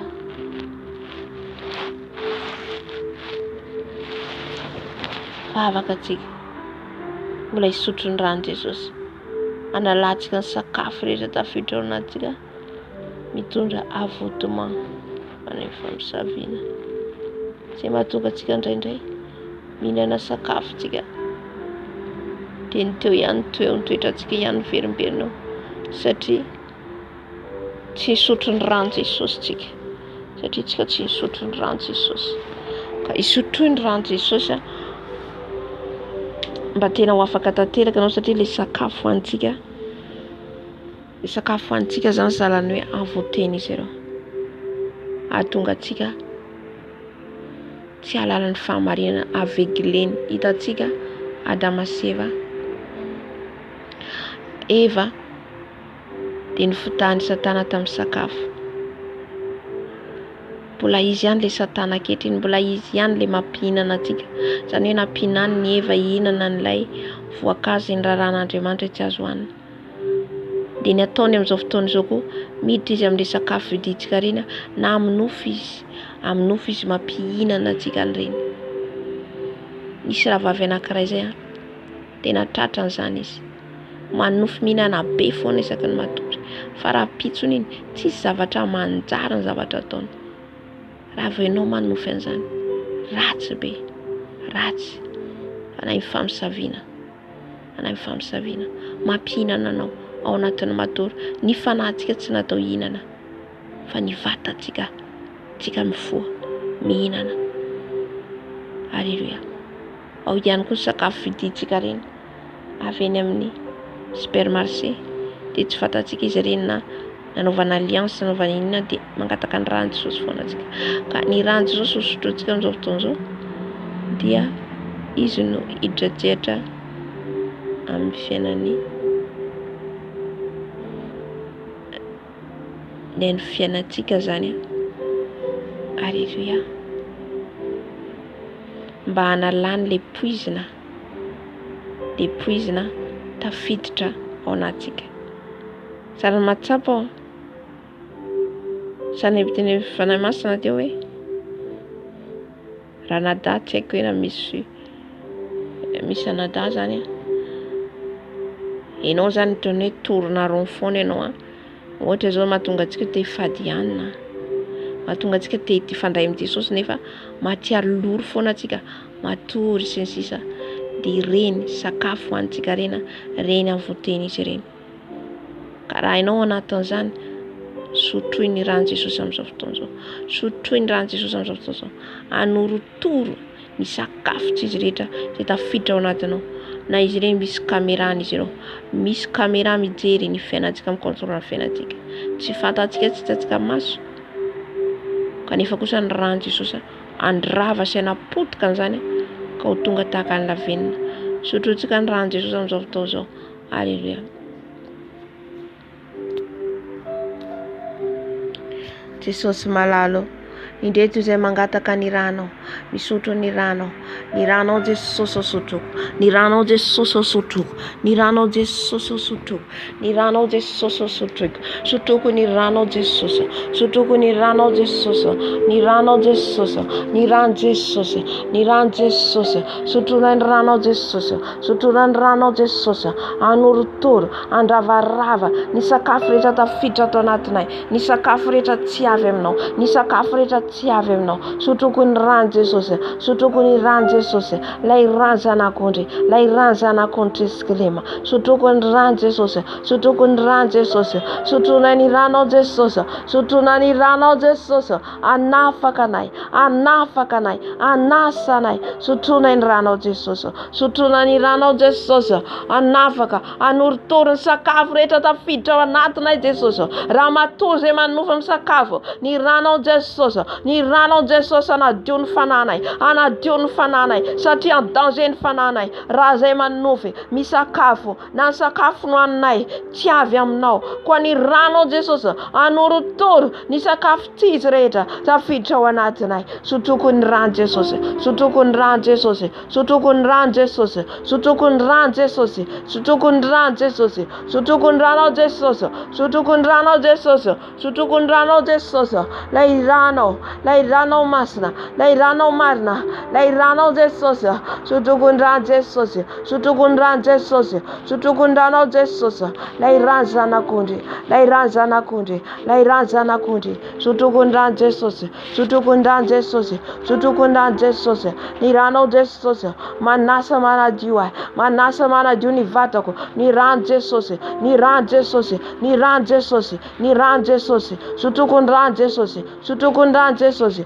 sotroko ny rano Jesosy, lay ranao Jesosy, lay ranao mahery, lay ranao mandravarava, ny asan'ny devo sy asan'ny maizina, sotroko ny ranao Jesosy, manala ny sakafo tsy izy rehetra, manala ny caméra rehetra, ny kody rehetra nampidiriny izy ireo anatin'ny vatanay, ny ranao manorotoro an'izany Jesosy, ny ranao Jesosy, satria ny ranao dia afo mandoro, afo mandevina, sotroko ny rano Jesosy, sotroko ny rano Jesosy, sotroko ny rano Jesosy, ny ranao Jesosy, ny ranao Jesosy, manadio manasany, manadio manasany. Alléluia. Amen, amen. Amin'izao fotoana izao tsika afafontsika ny rano Jesosy any amin'ny ankohonantsika, any amin'ny firenentsika, ny trano misy atsika, afafazo ny rano Jesosy, mila fiarovana atsika amin'ny rano Jesosy, ny manodidina anao rehetra, afafazo ny quartier misy anao, afafazo ny rano Jesosy hiaro atsika. Alléluia. Nirano Jesus, Nirano Zoftozo Jesus, Nirano Zoftozo Jesus, Nirano Jesus, Nirano Jesus, Mandidna Zotranzo, Mandafun Zotranzo, Nirano Jesus, Niam Chambra, Niam Toilette, Niam La Cuisine, Nirano Jesus, Niam Rindra, Niam Varavara, Niam Varavarakel, Nirano Jesus, Am Zocartezo, Nirano Jesus, Am Mandidna Missionezo, Nirano Jesus, Am Plafond, Am Terra, Am Sola, Nirano Jesus, Nirano le Maieri, Nirano le Yafo, Nirano Jesus, Ikurina Yezu, Lerano Maieri, Lerano Masna, Nirano Jesus, Afaf, Enandalambe, Ane Piasanai, Nirano Afaf, Mzoura Siftonzo, Ena Tsena, Aniam Fituera Nareta, Tuerano Fandizana, Aniam Biro, Aniam Pharmacy, Nirano Afafi, Nirano Afafi, Nirano Jesus, Afafi, Manerantani, Nirano Jesus, Diafu Manduro, Mandevna, Mandraco Tarai, Quaruvizai, Am Nirano Jesus, Nirano Su Jesus, Nirano Su Jesus, Manastane, Manadiwane. Hallelujah. Hallelujah. Afafna Nirano Jesus. Anem Nyankunako. Anem Fireneko, Anem Zanako, Afafkun Rano Jesus, Uferruva na Rewakunako, Uferruva na Jesus on Fireneko, Dirano Lebayeri, Lerano Wavo, Lerano Jesus, Afafem Zarakai, Afafem Ratapure, Dirano Bayeri, Dirano Bayeri, Dirano Jesus, Dirano Jesus, Hallelujah, Hallelujah, Hallelujah.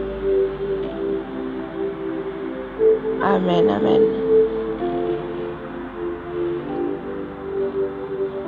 Favora kata-kata Jesus etika. Anditika apaduso Jesus oferatika. Etika fitova bila tewa. Fatika lu volodira bila wadaya Jesus utupsi pabuja oferatika. Bila tultsika an Jesus ni fenatika riavana. Tsika malala an Jesus de vida. Fa atultrinao tateraka de avelanao izy anjaka amizay amin'ny fiainanao. Amen. Avelatsika izy anjaka amizay amin'ny fiainatsika. Halleluja. Ka atolory azy ny mombanao rehetra mitsangana ianao atoloran Jesus. Hoe anao ny fiainako manomboka izao Jesus. Mba hanjakany Tompo ao anatin'ny fotsika. Tsangana ianao, tsangana ny tiananao. Ianao koa efa nandrainy Jesus dia avotsy ny faloran-tenanao. Alleluia.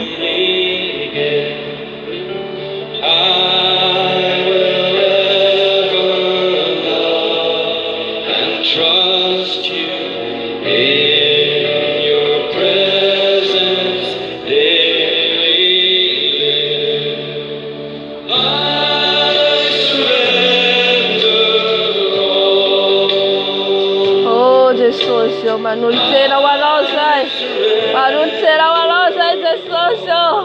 Tu que se malati cara o Jesus no sei da federa não. Se manuka chan food softo so Jesus into wala tul food. Sare ta manuka chan food kabadai ke zaka Jesus into wala no wish. Oh, Jesus, agele la le Saint-Esprit. Atsangado taralo, a voz eu falo na terra Sutaka le vevave, le ulabaru da natura de Jesus era craiando era na dança, fani fel não era na dança, só uma siftori só, o erma lora cesa federa trai, bitedela não. A tuncha não de fera creta Jesus, a tuncha da cara de fera creta Jesus, oh ya bashira da. Oh ya bashira ya bashira da.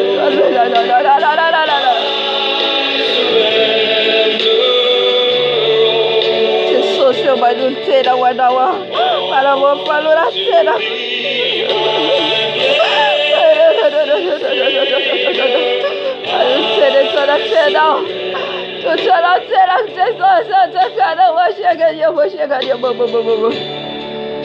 Atakoni fena na Jesus tia Jesus manutena wana.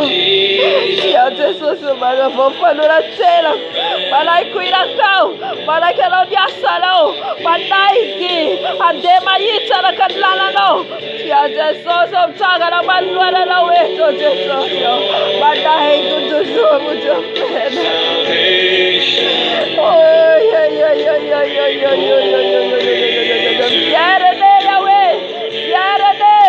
Yarene double number, Yarene double esprit, Yarene double corps, Yarene baba, Yarene, Afima Takate socio, Batakato Natkero,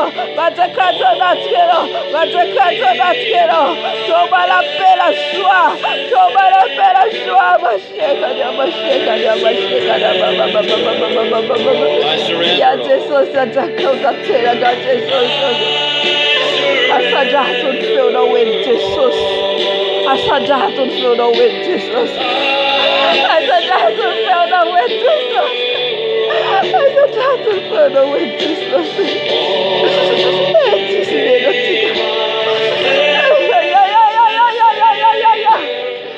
Jehovah, mon cœur pour toi, Jésus.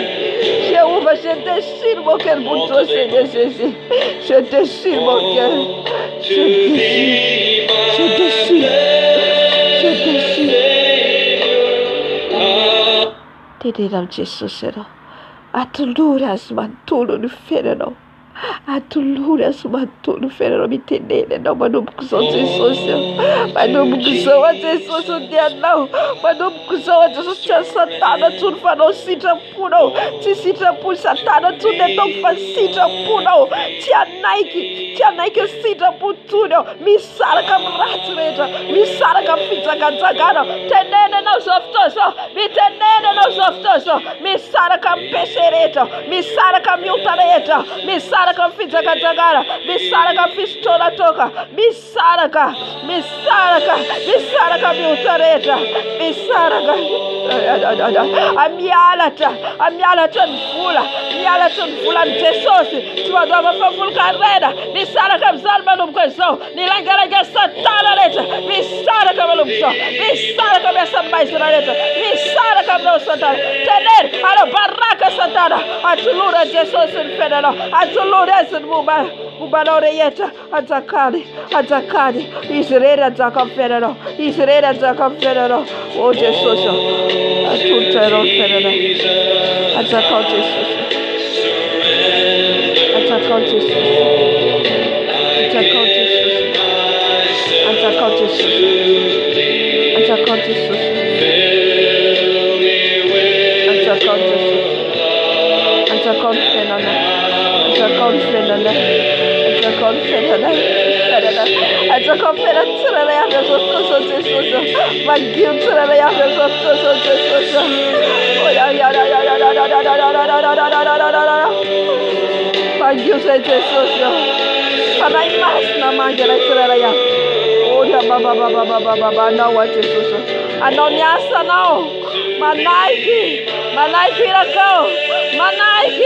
Manaiki abesa now. Anawa Jesus. Manaiki Jesus. Chobesa satana tuni. Chobesa satana pandange tuni. Pefa non fena kureyeta. Anon waf kureyeta. Anawa Jesus. Tizatun velna. Pa Christine vela tonatko. Christine velna. Jesus velna tonatko. Ane fara kano satana. Ane vela de no satana. Tira wanati. Jesus. Tira wanati. Thank you, Jesus. When an adoption feel nice. Jesus. When an adoption feel nice, Jesus. God, Yamashakara, Baba. Oh, Yahweh,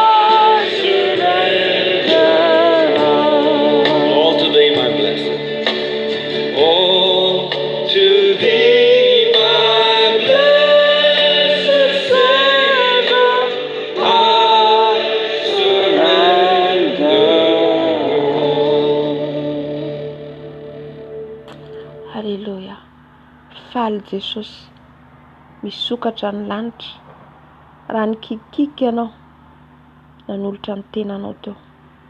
Nanana vao ny fanoloran-tenanao aza. Faly Jesosy, faly Jesosy. Enoy ange, ny teniny amin'ny vehivavy anankiray izay eny tany an-danitra ny feony, izay nanolo-tena. Zanako izy, zanako izy, zanako izy.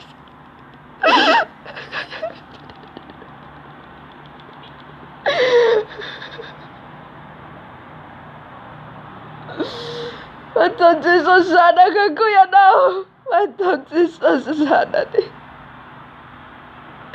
Ka tsy ny fahotana hevitra mpisaraka antsika. Ataony zanaka ianao, ataony zanaka. Ataony sakaiza ianao. Jesosy, Jesosy manala. Raisisay. Raisisay manatona anao. Jésus, Jésus, Jésus, Jésus, Jésus, Jésus. Jésus, Jésus, Jésus, Jésus. Honorez Jésus maintenant. Honorez Jésus. Tenao Jesosy amin'izao fotoana izao. Faly ao an-danitra. Mihirana ao an-danitra amin'izao fotoana izao. Andrina n'olo-tena ianao. Andrina anaiky. Anaiky ianao anaradian'i Jesosy. Mihirana ao an-danitra amin'izao fotoana izao faly.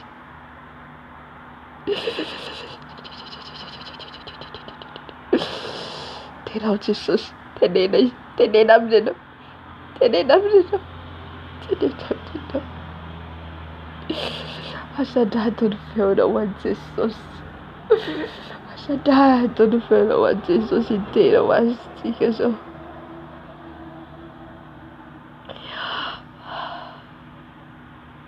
Tera tsika hira ho azy tsika.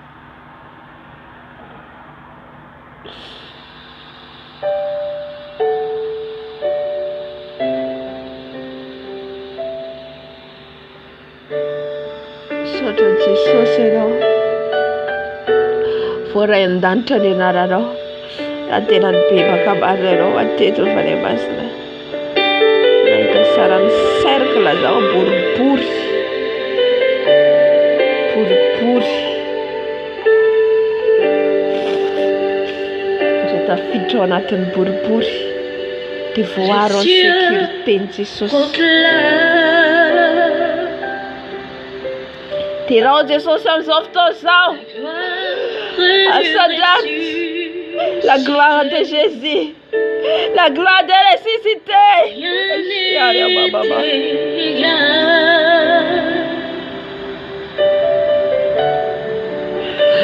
La beauté du Seigneur à jamais il sera. Mirawa Jesosy alors midera nianjeli. L'agneau sur le trône. L'agneau sur le trône. Je fléchis les genoux. Je fléchis les genoux. Pour t'adorer, toi seul.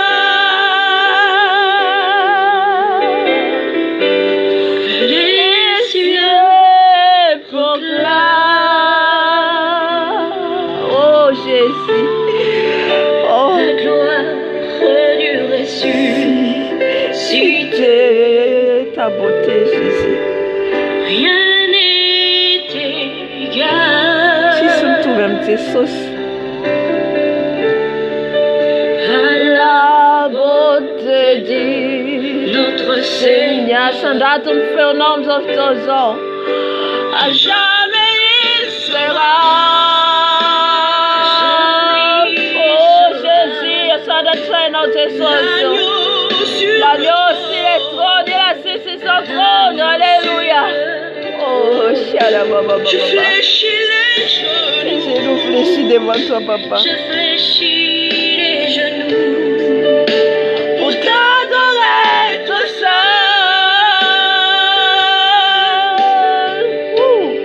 Je veux chanter hitanao sokafony molotra anao hideranao Jesosy fa ho lafaka ianao ho lafaka anao mitiandro androany ty halleluja resy lay devoly resy lay mpandanga halleluja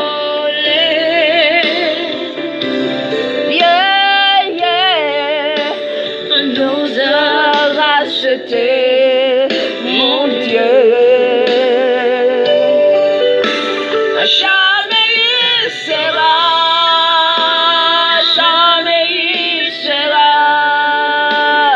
l'agneau sur le trône, l'agneau sur le trône. Je fléchirai chez nous, je fléchirai. Oh, tous ces nous fléchis devant notre papa. Tous ces nous fléchis devant notre papa Jésus-Christ. Oh,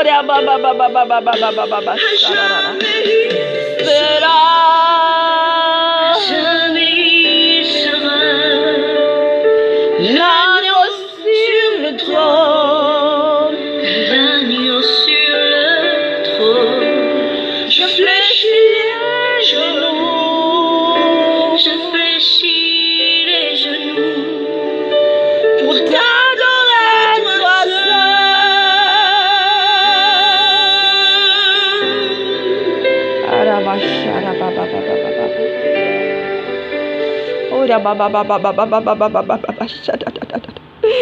Solta Jesus, solta Jesus, di faracelo, solta Jesus, solta do balalo.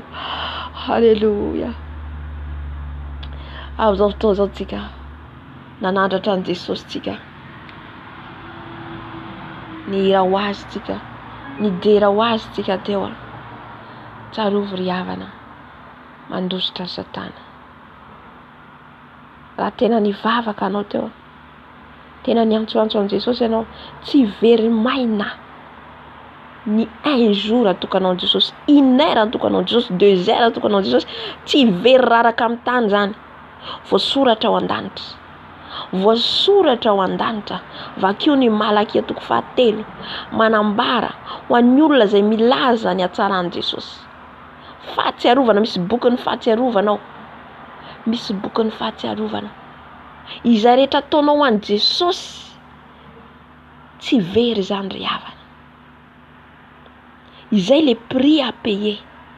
Prix à payer, foinao ny fotoananao ho an'i Jesosy. Foinao ny ainao ho an'i Jesosy. Oh, halleluja, tsara ny tompontsika ry havana. Tsara Jesosy tsika io. Aoka tsika hireharehany amin'ny Jesosy. Non, parce que satria tsy fantatsika ny lehibezan'i Jesosy. Fa raha tsapantsika ao amin'ny fiainantsika hoe lehibe Jesosy ao anatintsika io a. Non, tsy matimaty n'ity zavatry ny tany ity isika. Zay tokony fantatry ny kristianina. Isika le fahazavana, mitsangana, mijoroa, mandehana, mitoria ny filazantsara. Isika sain'i Jesosy mijoro mandeha ho mpianatriny. Amen. Tena hoe fifaliana ho antsika ny anarantsika voasoratra any an-danitra. Mivavaka anao amin'ny tenanao, mivavaka anao ny hafa, manao combat spirituel anao. Voasoratra ao an-danitra ny anaranao. Voasoratra amin'ny boky ny fahatsiarovana. Amen. Manaova sacrifice. Na de reraka ary ianao. Reraka na za zany reraka. Fa hafa mihitsy anao fanatry an'ny tompo. Fa miala aveo anao maivana. Matsapa anao fifaliana. Matsapa anao afaka. Mipetra amin'ny fanatrehan'ny tompo foana angenao e. Fa hitanao ny fifaliana sy fiadanana. Alléluia. Raha nivavaka teo veriko indray mahita salan'ny cercle za. Raha tsika miditra anatin'ilay cercle dia ao amin'ny fiarovan'i Jesosy. En sécurité. Amen. Eto izy. Manatrika anao amin'izao fotoana izao. Malohana seza fiandehanana. Everitsika hoe zava-pona ny fanatrehantsika, ny fanomezantsika voninahitra azy eto. Everitsika zava-pona ny fiainoantsika. Ny afatra ny teniny ny lanitra sy ny elo, izany ny voalohany indrindra ny fanahintsika. Tsy very zany ry havana. Aza malahelo, aza manao hoe reraka satria tsy natory, non. Au contraire, faly. Aza mihaino feon'ny devoly. Devoly ny tenenao matoria, devoly ny tenenao reraka anao fa hiasa rapitso, devoly. Zaho hoe matanjaka ao amin'i Jesosy. Omeny Jesosy hery hoe za.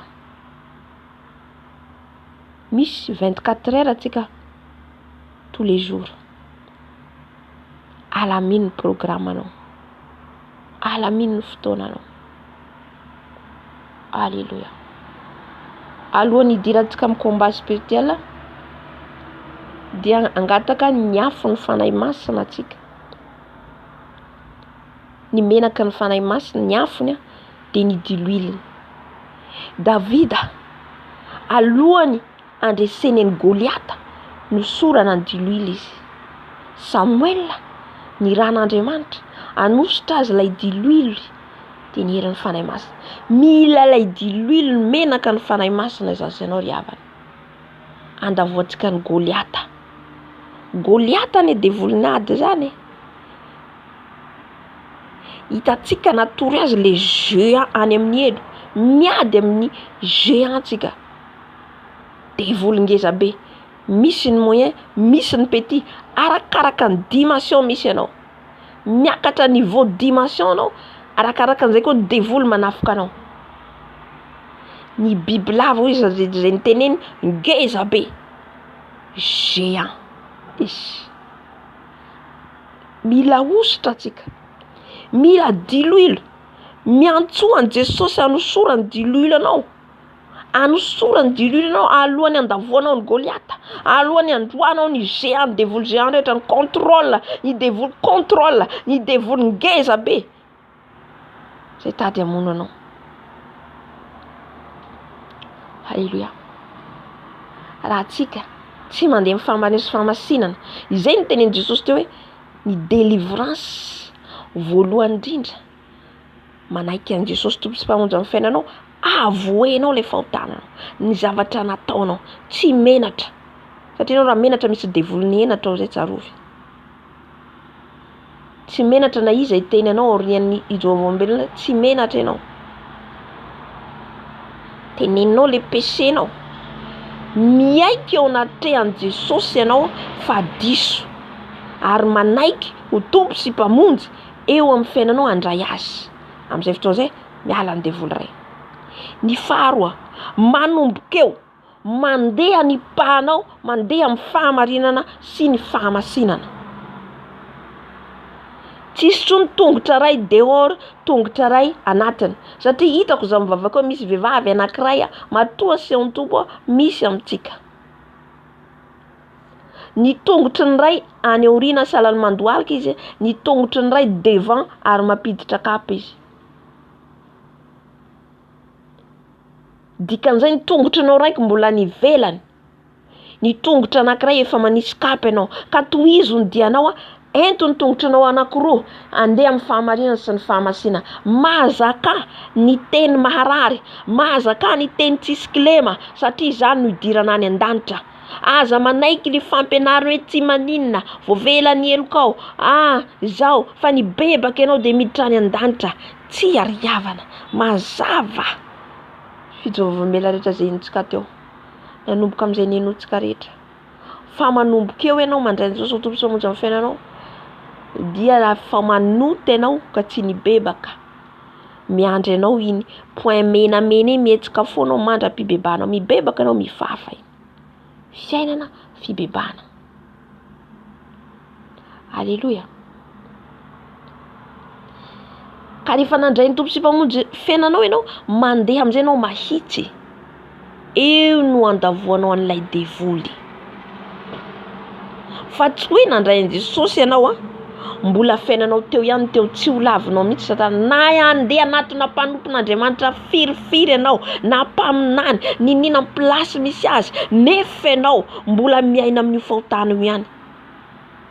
miala devoly miala misitaka kely vao vita ny vavaka miala ao am-piangonana ianao miverina ao anatinao indray mandeha le devoly lasa indray mandeha anao manao ny fiainanao teo fa maninona tsy miova maninona zany efa mandeha am-piangonana ianao mihitsy no mila manapa-kevitra mandray an' Jesosy andeha mifahamarinana mahitsy manaraka ny sitrapony manao ny didiny amin'izay fotoana izay milefanao tsy moramora le devoly mandositra vakeo ny Efesiana 4:1 voalohany indrindra asain-Jesosy misikina ny fahamarinana dia le fandehananao manao ny marina satria tsika raha tsy manao ny marina non izay ny tenen'i Jesosy mila olona mature ny combat spirituel mila mahafantatra conseil ianao conscient ianao hoe andreseko an'ity devoly ty dia mila za mitandrina amin'ny fiteniko andreseko ny devoly ny fosafosa mila mitandrinao tsy ho tafalasaka amin'ny fosafosa andreseko ny devolinady mila mitandrinao tsy ho tiady andavoko ny devoly ny alatra mila mitandrinao tsy hangalatra tsisy afa-tsy izay amen amin'izay fotoana izay mandositra anao le devoly mandositra 1000 km anao alleluia fananao fe faya androko devoly ianao nefa ny ataonao mizany fotsiny ianao alleluia amen ka hitratsika amin'izay combat spirituel zay angataka atsika ny menaka ny fanahy masina no sorany tompony diluiro ny fanahy masina aisoanao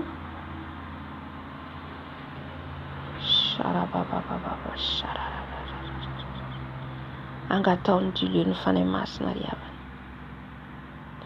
angataony diluiro ny fanahy masina amin'izao fotoana izao meno anao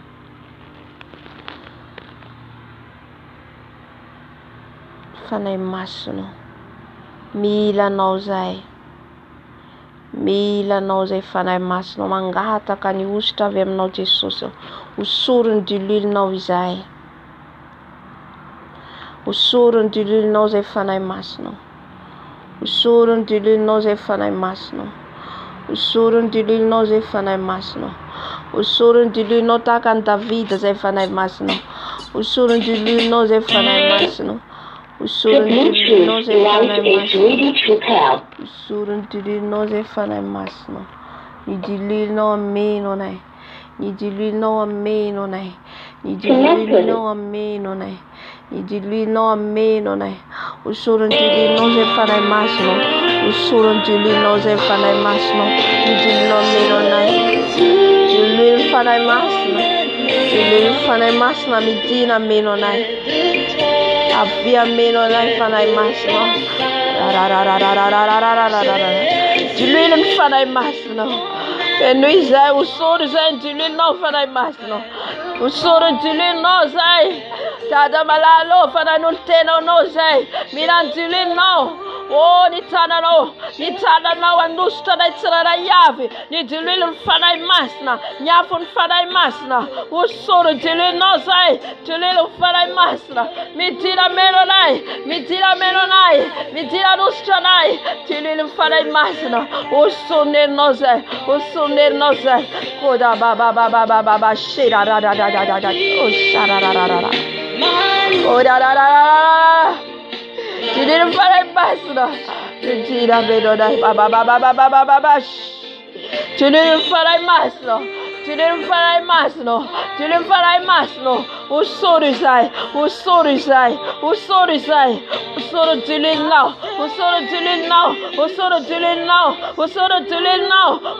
diluirinao la diluirin'ny fanahy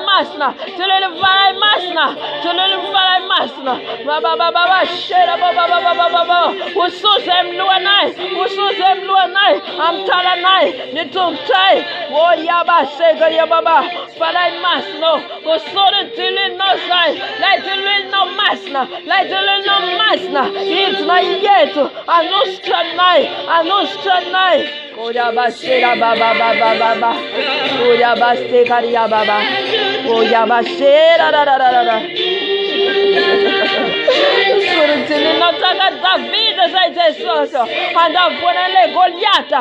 Anda vonele Goliata. Anda vonele devil Satana. Mirantili no sai. Mirantili no sai. Mirantili no sai. Osolotili no sai. Let you know. Let you know Father Masno. Let you know Father Masno. Let you know. Kia yaba shekara baba baba. Oh, ya baba shera baba baba baba. Ya baba baba baba shera da da da da. Yera ba shera da da da da. Anga told you Father Masno. I just study Lord now. I just study Lord now. Ya baba baba. Na sauliasa. Aluanize. Utunga pantaka d'Israël. No sola na l'huile. Milan Houston Father Masno. Milan Tilwil Father Masno. Anga told you Father Masno. Anga told you Father Masno. Kodia baba baba baba. Kera baba baba baba. Ya basse kara baba baba baba baba. Oh, alléluia. Au solo dis-le non, c'est Father Masno. Au solo dis-le non. Dis-le Father Masno, baba baba. Toi qui as créé toutes choses. Oh, alléluia. Oh, alléluia. Sanganta la tika de mnyavo. Anusura nteso ya tika la l'huile. Anusura nteso ya l'huile Father Masno mksemno. Oh, alléluia.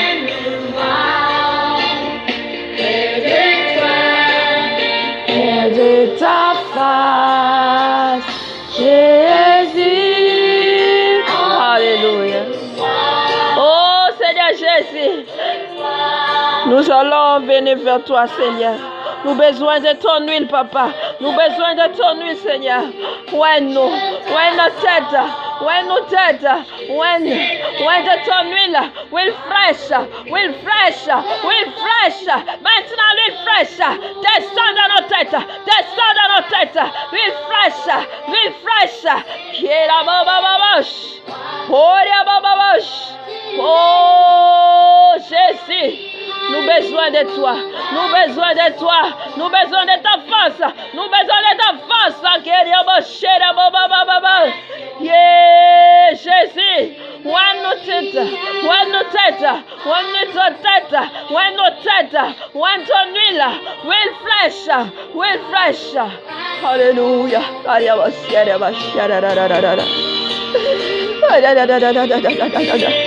Angatonia fun Father Masno mzoftojo. Ya fun Father Masno. Andi dran misetika. Ni tuera misetika. Ni vatatika. Embrasse les feux. Embrasse les feux, Baba. Les feux de Saint-Esprit. Les feux de Saint-Esprit. Tu es ma tête à mes pieds. Les feux de Saint-Esprit. Dans ma bouche. Dans ma langue. Dans mes mains. Sur mes pieds. Les feux de Saint-Esprit. Dans cette maison. Dans cette maison. Les feux.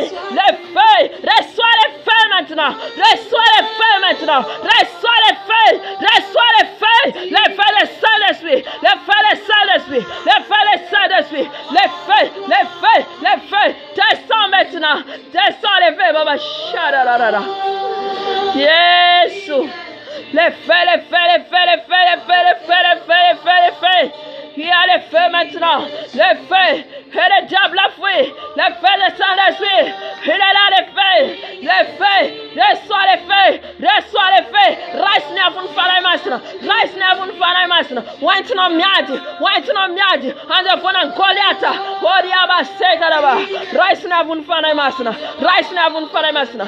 Ava faz man did nan tran na Jesus. Try that misera. Half. Maintenant. Feu. Feu. Feu. Feu. Feu. Feu. Que le ciel ouvert. Que le ciel ouvert. Que le ciel ouvert. Alléluia. Amen. Mino fa fenna fun Father Masno no. Mino wa. Fana den diluil ni ustin Father Masno no. Ariaba shekata baba baba baba. Ya da da da da da da. amzofotozotsika androka ny devolinady rehetra ny devol géant Goliata manodidina ny fiainatsika tady andavo atsika ho tafiditra amin'ny fahotana foana alavintsika amizao fotoana zao satria efa fenny afo ny fanahy masina atsika efa fenny ero ny fanahy masina atsika alavoy tahaka nandavoan'ny Davida ny Goliata yarabababa le devoly manantona mitondra ny sabatra mitondra ny heriny fa ianao kosa tondra fiadina izy manantona azy amin'ny anaran'i Jesosy Kristy izy velona Nazareta korabababa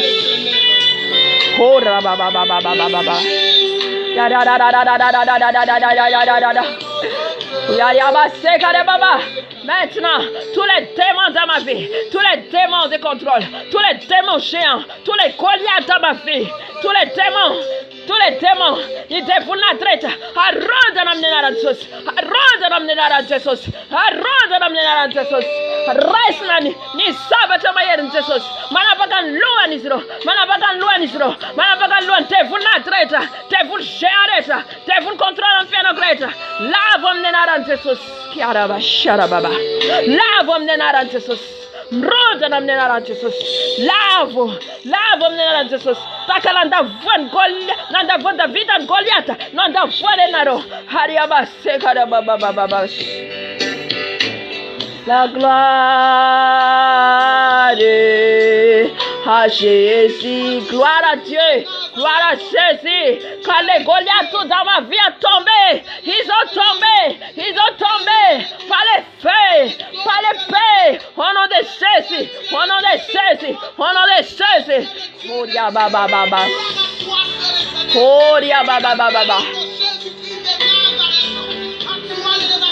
Alléluia. Hallelujah. Kulanjoka ndevuli antika. Ruatika mnenaran Jesus.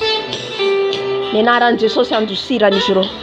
Nenaran Jesus andusira nijiro. Satila Jesus tika demayeri. La Jesus tika demayeri karaba shekaraba baba. Amzofto tika njoka. Ni devul reyeta venenatan ran.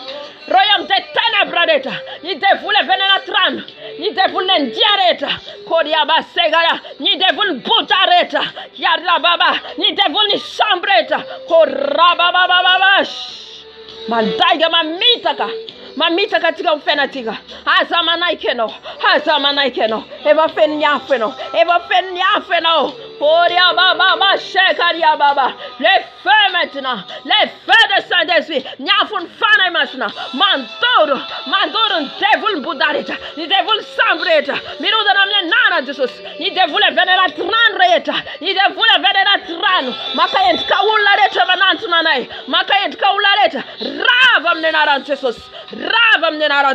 Haronda namnenaran Jesus. Amenaran Jesus qui dit au fait na ferance.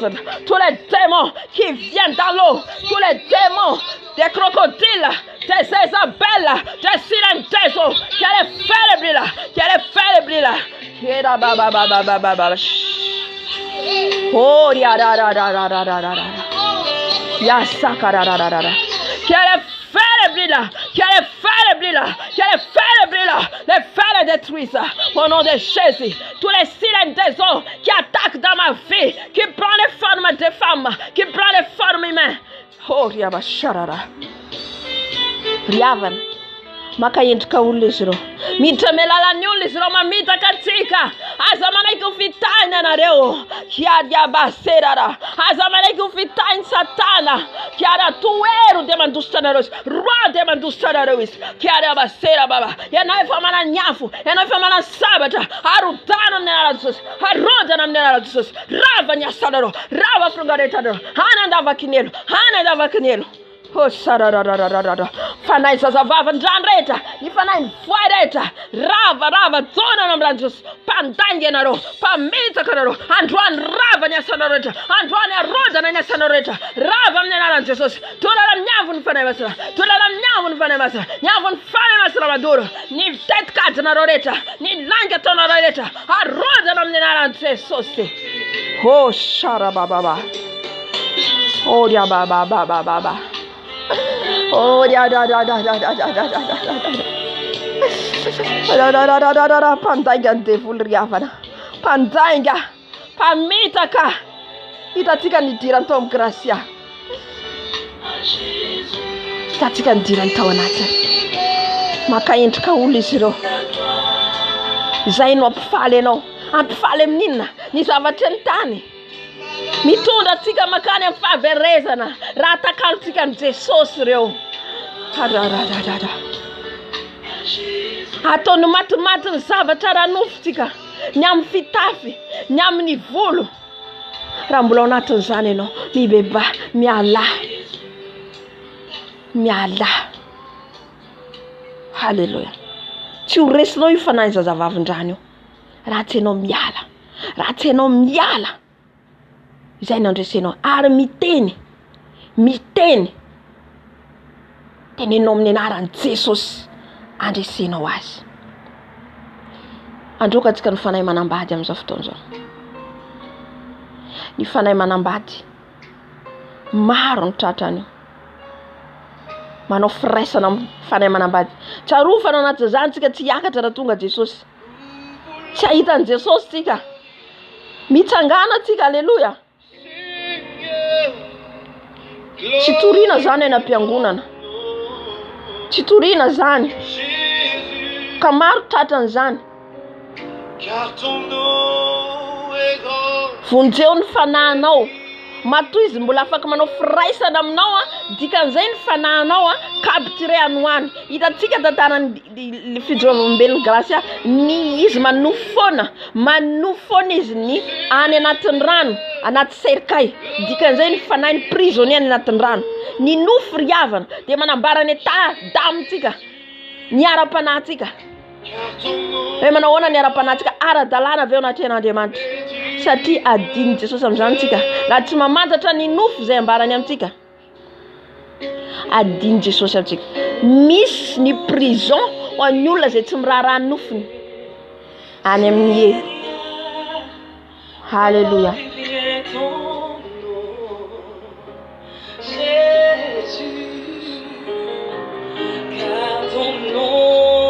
Vonjeo ny fananao. Afao ny fananao.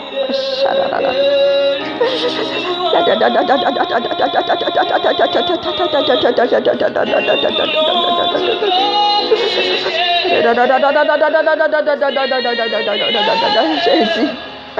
Sauve-nous, papa. Amin'izao fotoana izao tsika. Angataka amin'i Jesosy. Ny heriny.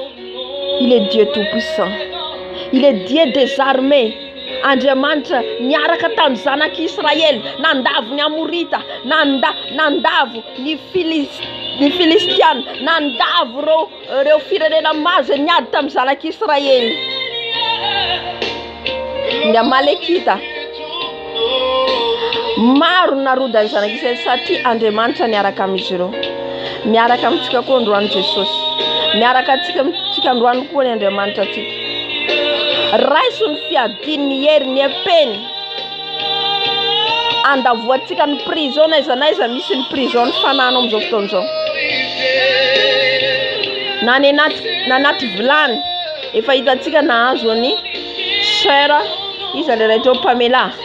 Tao anaty marmita, tao anaty vilany. Dikan'izay ny fanany ao anaty vilany koa. Nandrahoin'izy ireo. Ianao manofana anaty vilany. Mitsangana ianao mivavaha. Mibebaka aloha voalohany indrindra miala amin'ny ratsy rehetra. Zay vao resinao eo. Fa ratsy zay niafaranao aiza. Anaty botay, anaty tavoahangy. Tsy fantatro na aiza ny fananao amin'izao fotoana izao. Na any anaty ala, manofana ianao anaty ala. Dikan'izay ny fananao voafatotrany. Halleluja. Voalohany indrindra antsika andoaka ny fanahy manambady. Nefa avy eo tsika mirekepery ny fanahintsika n'aiza ny tondrany devoly ny fanahintsika. Halleluja.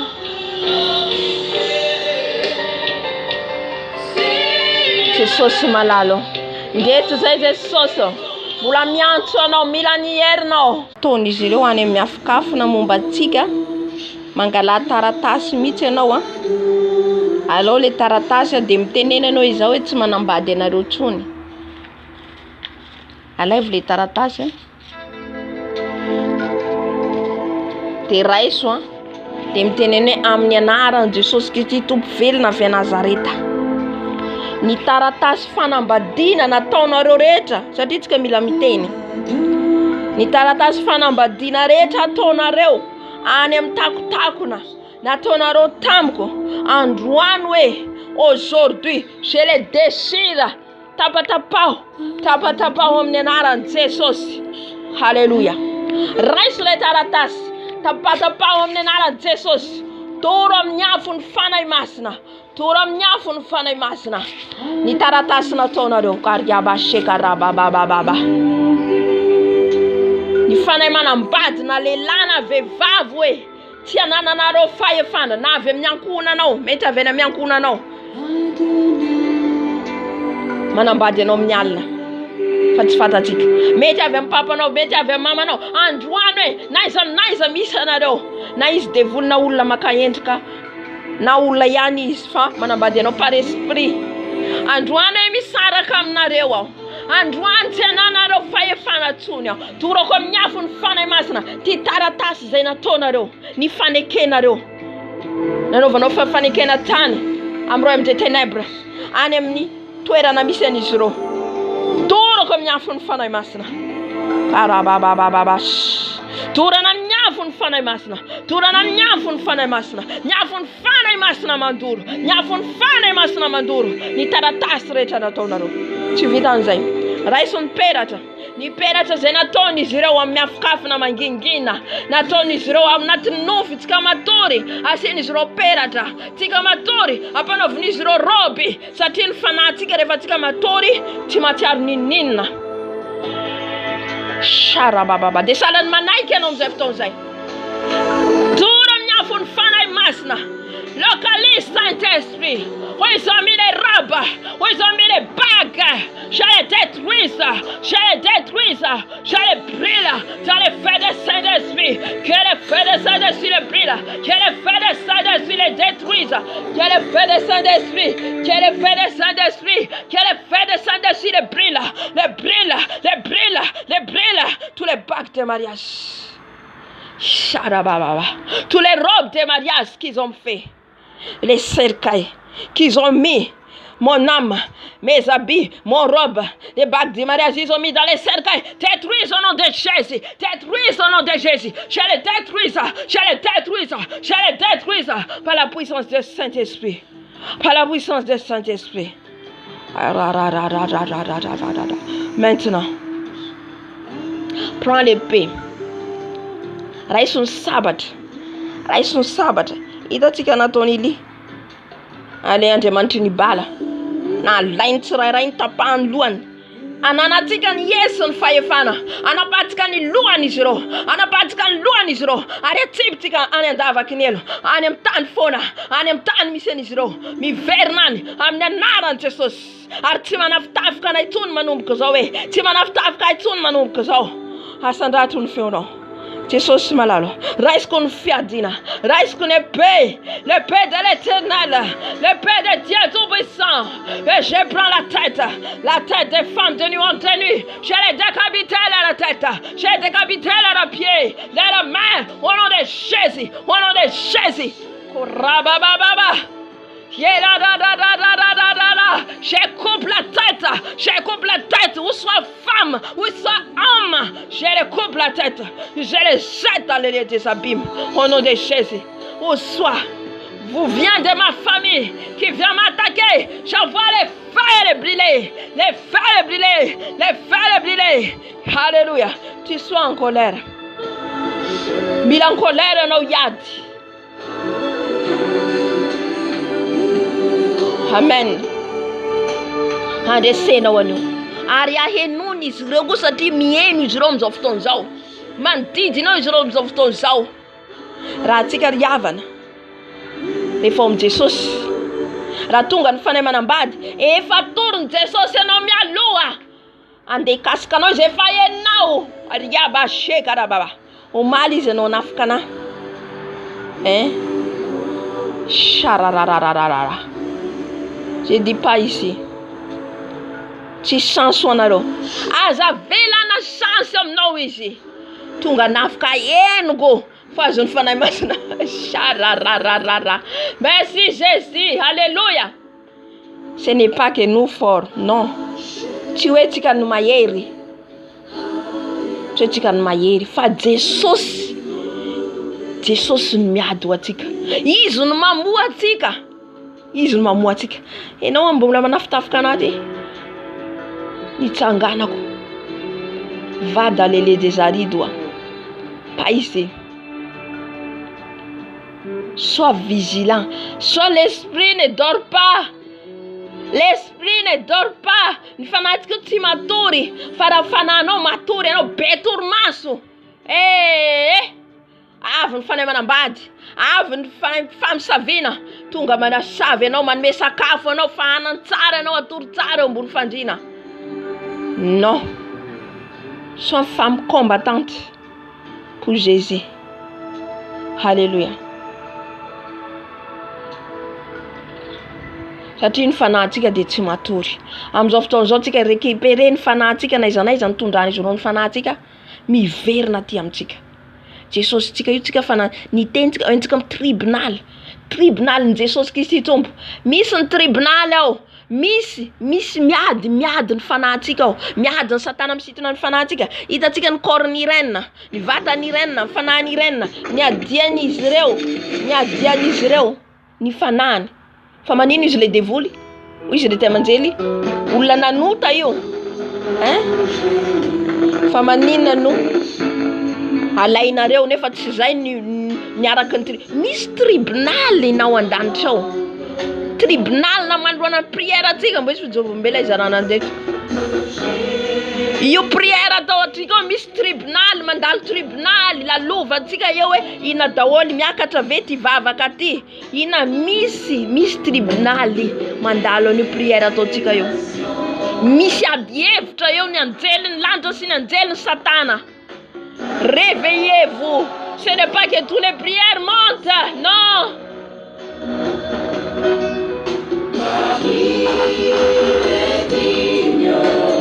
Alléluia.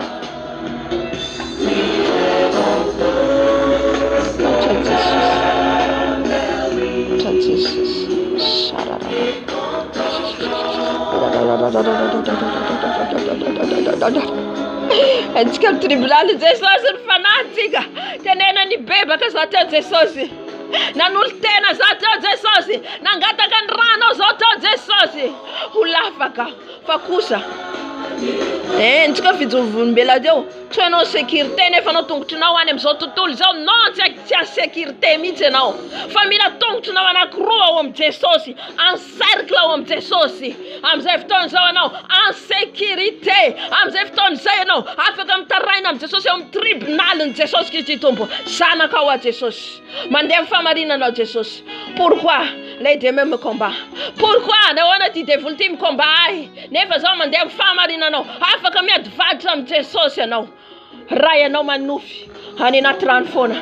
Angatao amin'ny Jesosy amin'jeny ny fananao. Le premier délivre. Qui fait les délivrances, c'est Jésus. C'est lui qui délivre. C'est lui. Alléluia. Jesosy malalo. Jesosy. Mbola mangataka aminao zay Jesosy ny fananay. Fananay Jesosy entinay manatrika anao eo amin'ny tribunal Jesus. Entinay manatrika ny tribunal nao Jesosy.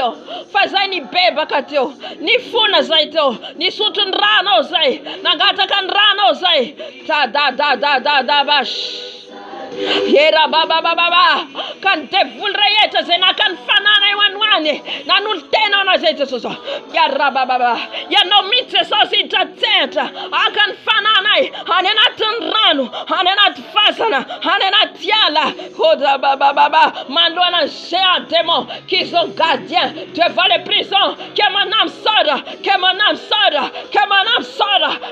sorte. Ils sont mis dans les prisons. Tous les hommes qu'ils ont mis dans les marmites, dans les bouteilles. Que mon âme sorte. Miala viens fanago. Miala viens fanago. Miala viens à prison. Miala viens à tiala. Miala viens à cimetière. Ora Yaraba Sheraba, Waraba Segareba, Mifanakum Vocam Softosa, Mivernatiam Confanaco, Mivernatiam con identité, Grayeta, Galar, Zroferaco, ni Mubareeta, ni vide Priaraco, ni Fianambavaco, ni vide Shenaco, ni viva Diacanaco, Sareta Galar Nisro, ni Vivandaisa comme note socio, Etman Duana Tribunal note socio, Satizo ni Funamno, Satizo ni Bebaka, Satizanaka was a socio, not a socio, Tana is no fire fano, Tana is no fire fano, Chesi, Chevo Sassono de Chesi, lâche mon âme.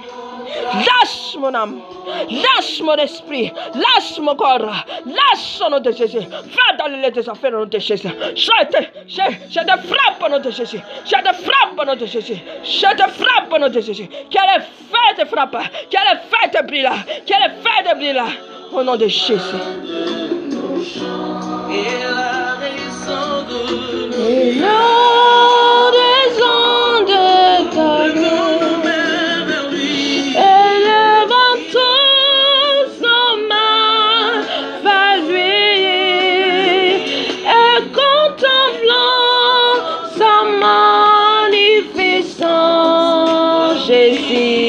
Jésus, le prince glorieux.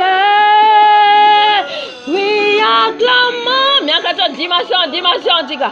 Oyaba shera, baba, shera, non, Jésus, le prince de paix. Non, Jésus, le prince des rois. Les rois des rois. Les seigneurs des seigneurs.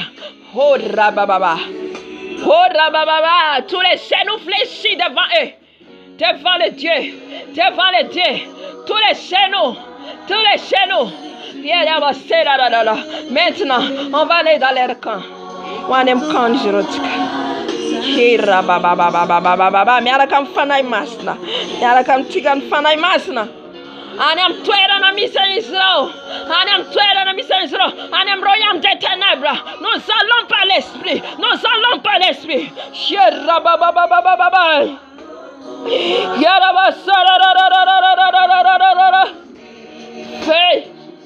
Fais des Saint-Esprit. Maintenant, j'envoie les feuilles. Quel est feu maintenant. Entre dans leur camp. Les feux des Saint-Esprit. Nyafun fana masna karya shadara. Sois un esprit.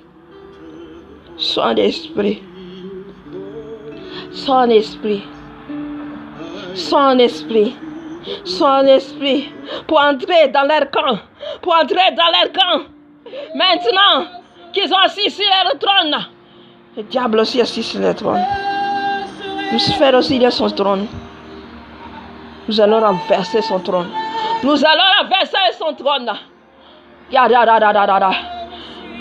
Leur trône. Sharababa. Tu sorcerais rien de mon trône. Nous élever nos chaises. Quand Android antiga. Irodana. Yapatabatan favantiga ndwan. Yapatabatan fatin favantiga ndwan. Yabashera. Atangantana no zoftozo. Atangantana no. Andutana no le favano. Andutana no. Ni tronani. Quel est fait maintenant. Le feu de Saint-Esprit. Les détruisent. Les son trône. Les feuilles. Nyafun fare masna. Mantoda nan tronan zoftozo. Nyafun fare masna. Mantoron temoreta. Qu'il assis sur son trône. Les diables, les douze sphères. Oh, Yabashera Baba. Quel est fait le blis là. Renverser, je renverse son trône, qu'il assis son trône. Au nom de Jésus, qu'il tombe, qu'il assis son trône maintenant, qu'elle est détruise, par les feuilles, tous les gardiens, tous les géants, les feuilles, il y a des machines, qu'elle brille là. Leur camp va brûler par les feux de Saint-Esprit. Feu au nom de Jésus. Fais au nom de Jésus. Fais au nom de Jésus. Fais au nom de Jésus. Fais au nom de Jésus. Fais. Que vous brûlez au nom de Jésus. Ils ont fouillé. Comme j'ai vu leurs yeux, que leurs yeux brillaient par les feux. Que leurs yeux brillaient par les feux. Qui rabâche.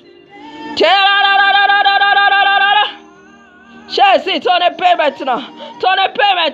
Les détruire, les couper la tête, couper les mains, couper les pieds, couper par ton épée, papa. Sabatamayer tes sauces.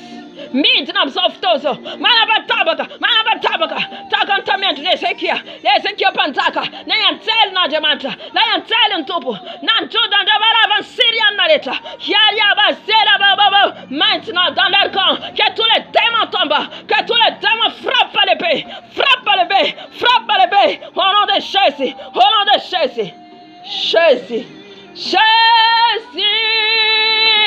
devant toi je me prosterne. Levez le nom de Jésus. Maman s'enlève à toi. Mon Jésus, c'est toi mon roi, papa. C'est toi mon roi.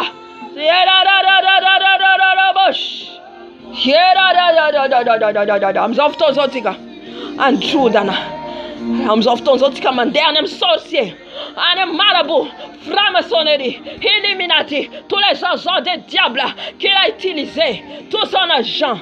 Maintenant, parce qu'on a déjà entré dans leur camp. C'est-à-dire que pendant des années, Natani, 30 euros, Nandrudana Nijero, Amzoto Tumana Yertundo, ni hôtel la Tanga Nijero, ni sorcier, et rara. Maintenant, ce matin ici, il va aller dans son corps maintenant. Ande idram vatany izy amizao fotoan'izao. Amizao maraina zao. Avy nanao mission izy amizao fotoan'izao ny mpamosavy. Fatatsika tsara zany. Avy nanao mission izy amizao. Au nom de Jésus. Amin'ny anaran'i Jesosy Kristy Tompo velona Nazareta rery any. Miditra ao anatin'ny vatany izy tsy mihetsika amin'ny vatany intsony. Ka niafony fanahy masina iparalysé azy amin'io. Fandriny ratsy mibebaka izy. Ny ran'ny Jesosy. Quand ils volent, ils vont d'aller d'amener am kufafa, am tapi. C'est retraité ni dina ni sro. Ya. Quel est fait maintenant? Les feux de Paris-Lisa. Dans les lits, les feux. Tous les sorciers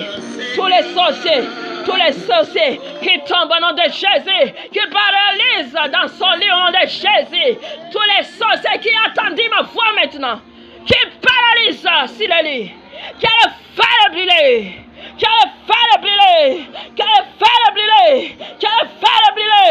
au nom de Jésus. Nenaran Jesosy Kristy Tompo velona Nazareta. Ny fanafody na raraka rehetra, ny avoto manataona rehetra, na misakafo, na mirivotra iananay. Que les feux l'anila, le sang de Jésus, l'anile tous les médicaments qu'ils ont envoyés. New dreta, je n'ai pas fini zéro. Rava Jesus. Tous les caméras, ou soit marabout, ou soit franc-maçon, ou soit Illuminati, ou soit je ne sais pas dans quel degré qu'ils ont magie blanche, magie rouge, magie noire. Que les feux de sang, les sangs de Jésus, les frappe les yeux, les frappe les mains, les frappe les pieds, le sang de Jésus. Où ils sont partout. Dans cette quartier.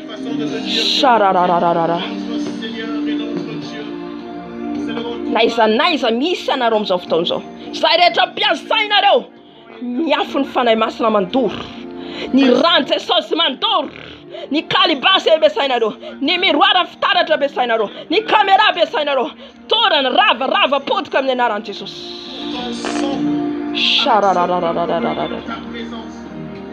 Alléluia.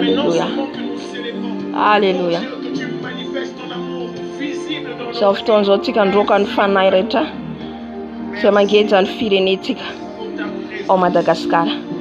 Ny kolikoly manjaka ao Madagasikara. Ny sampy manjaka ao Madagasikara. Ny amin'ny ankohonantsika, ny amin'ny ankohonantsika ihany koa. Ny devoly rehetra izay misakana ny ankohonantsika tsy hanolo tena ho an'i Jesosy. Arodantsika amin'ny anaran'i Jesosy.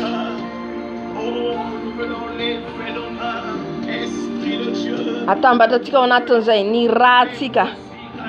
Izay rehetra mitondra maka, izay rehetra mbola manafoka atsika amin'ny fianakaviana ankohonana satria misy devoly ihany koa. Manao pacte miankohona ny ray aman-drentsika tany aloha tany. Ka reny manaraka mitaranaka aty afara. Ohatra raisiko ohatra. Ohatra dadabe Rakoto. Nanao fifanekena tamin'ny devoly izy. Ny zanakiny, ny zafiny, ny zafiafiny, ny rehetra dia mandalo any pacte zay nataony iny. Zay pacte nataony tamin'ny devoly ny resaka rehetra ny fanarahany tao. Satria fatatsika fa ny ray aman-dreny tany aloha tany maro mbola tsy narara fivavahana. Misy amintsika ihany koa. Atsafan'izay. Nanao fatidra. Iny fatidra ataonao iny raha latsaka iny ho an'ny Satana. Satria tsika tsy manao zany fatidra zany tsony. Raha nanao zany ianao mibeba aloha. Dia zay vao manao délivrance. Alléluia. Izay pacte nataonao rehetra nandatsadra. Mifampitsiditra raha. Zany tsy avy amin'ny Jesosy. Mibeba ianao ary miala. Ary mila tapana ny lien rehetra avy amin'izany. Tapao amin'ny anaran'i Jesosy. Satria ny ranao dia ny ran Jesosy Kristy tompo velona avy Nazareta ao anatinao. Ny ran Jesosy nikorina ao anatinao. Tsisy ifandraisanao amin'izany tsony. Ka raha ohatra ny dadabenao tany aloha tany. Ny fampiresaka nanana tromba, misy tromba. Ka dikan'izay ny zanako rehetra satria manompo anao Satana dia vadinao. Dia zay indraindray lasa tsy manambady ianao. Lasa le fanahy manambady foana manafoka anao. Na koa ianao manambady ao anatin'ny tokantrano korotana lava. Dikan'izay le devoly dia abisaraka anao korotana ny tokantrano, tsisy filamenana. Zany rehetrarehetra zany pacte tany aloha tany. Mila tapana. Haria shedarara. Oh baba. Jesosy malalo. Aoka mbola niafinao Jesosy iasa. Aoka niafinao mbola iasa Jesosy. Any amin'ny firenenay. Tous les démons des stati. Tous les démons des stati qui entrent dans mon pays, papa. Alléluia. Ni fanahy ny sampy rehetra, ny sampy, ny fanafody ratsy rehetra. Ny ombiasa rehetra zay mampiasa fanafody ratsy rehetra amin'ny firenenay Jesosy. Ianao ny androdarodana Jesosy amin'izao fotoana izao. Androdarodana ny fanahy ny sampy rehetra mitsanganao Madagasikara. Ny kolikoly, ny fitiavan-tena zay manjaka amin'ny firenenay. Fivarota-tena, ny fijangajanga rehetra manjaka amin'ny firenenay. Ny fisotroana toka, zany dia ny asan'ny sampy, ny asan'ny devoly Satana. Ko arodana amin'ny anaran'i Jesosy. Arodana amin'ny anaran'i Jesosy. Arodana amin'ny anaran'i Jesosy. Any amin'ny ankohonanay Jesosy. Any amin'ny ankohonanay amin'ny zanako, amin'ny ankohonako Jesosy. Ny devoly rehetra mikontrola ny ankohonako. Ka mahatonga ny ankohonako tsy handray ianao tompo sy mpamonjy amin'ny fiainana. Rafa amin'ny anaran'i Jesosy. Roana amin'ny anaran'i Jesosy. Hany andavakinelo. Miala amin'ny anaran'i Jesosy. Miala amin'ny ankohonako. Miala amin'ny zanako.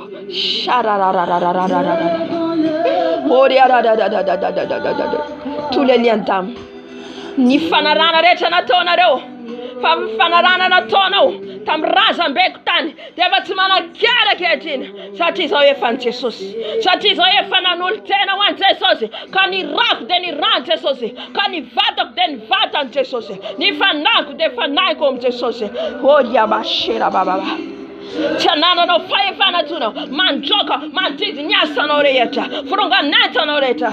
Ny fanarahana nataonao tany tsy manakera amin'nkotsony satria izao efa nandray ny Jesosy dobo sy mpamonjy amin'ny fiainako. Miala ianao Satana, miongotra amin'ny anaran'i Jesosy, rava amin'ny anaran'i Jesosy. Ny fifandraisana rehetra tapaka amin'izao androany izao, tapaka amin'izao androany izao, tapaka amin'izao androany izao, tapaka amin'ny anaran'i Jesosy, tapaka amin'ny anaran'i Jesosy.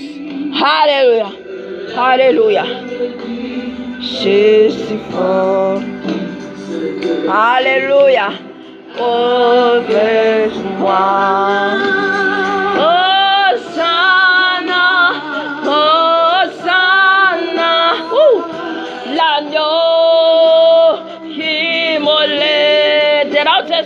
Alléluia. Hosanna à l'agneau. Hosanna le sang de Jésus. Car son sang est précieux. Car son sang est glorifié. Oriabaste karababa. Hosanna. Hosanna. L'agneau qui volait. Hosanna. Hosanna. Jésus, il est ressuscité. Alléluia. Hands off towards Otika.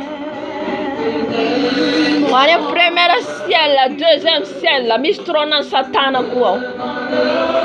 Mistrona satana. Ano mroyo mendia entika to trona satana daolo. Ani natin ran trona satana. Ani primeira cela, deuxième cela. Jai tika mano maida faitana. Naida faitana mlancha. Naida charmas marina javabel. Yes, tati. C'est le diable menteur. C'est les reines du ciel. Reines du ciel. C'est nettoyé Jonas. Ça tise l'ombre la manana tuera non première ciel, deuxième ciel. Alléluia. Me fabrique zavatra maro izy ireo. Raha nentsika fijoron vavolombelany. Raha vavy piasan'ny fanahy masina izy atao YouTube raha vavy Felicia. Zay natorony tompo azy. Natorony tompo azy. Ny amin'ny antikristy zay ho avy. Rarararararara. Ny plan satana zay apetrany amin'ity tany ity. Enganetsika mba samy hiakatra. Enganetsika mba samy hiakatra. Fa tsy ho tratran'izany. Robot manisy ireo. Robot zany tsy mitsitsy. Robot zany tsy malala marary. Sarararara. Any amin'ny ciel. Avy any amin'ny ciel.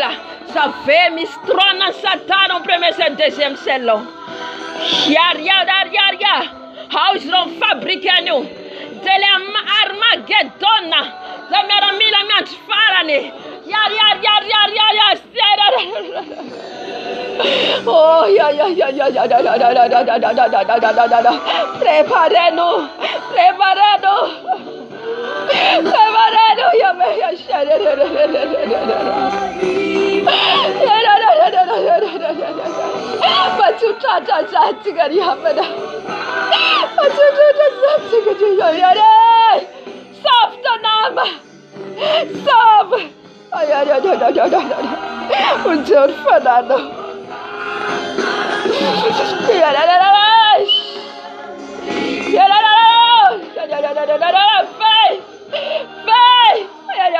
Fais de Saint-Esprit. Papa, au deuxième ciel, au premier ciel, qui connaît nos prières, tous les démons qui ont aussi au premier et deuxième ciel, qui allait faire venir là, elle fait maintenant, qui allait faire maintenant, qui allait faire de Saint-Esprit, les feuilles, Shalababa, boule de feuilles, elle fait de Saint-Esprit. Et le sang de Jésus, le sang de paralysés, le sang de rentrent sorti panis romano ni rentre sorti. Yaliaba, yafun fare masna, mantonia samati misro, mantroda nan tronda nisro, nyavun fare masna, hamnenaran tesosi, Christi tu belle na sarita, yariabasa, qui va brûler par les feux, il va brûler par les feux, car ils ont peur les feux de Saint-Esprit. Ils ont peur les feux, Alléluia.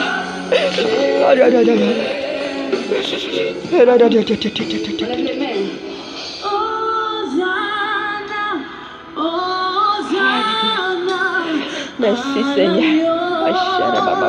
Immolé. Hosanna,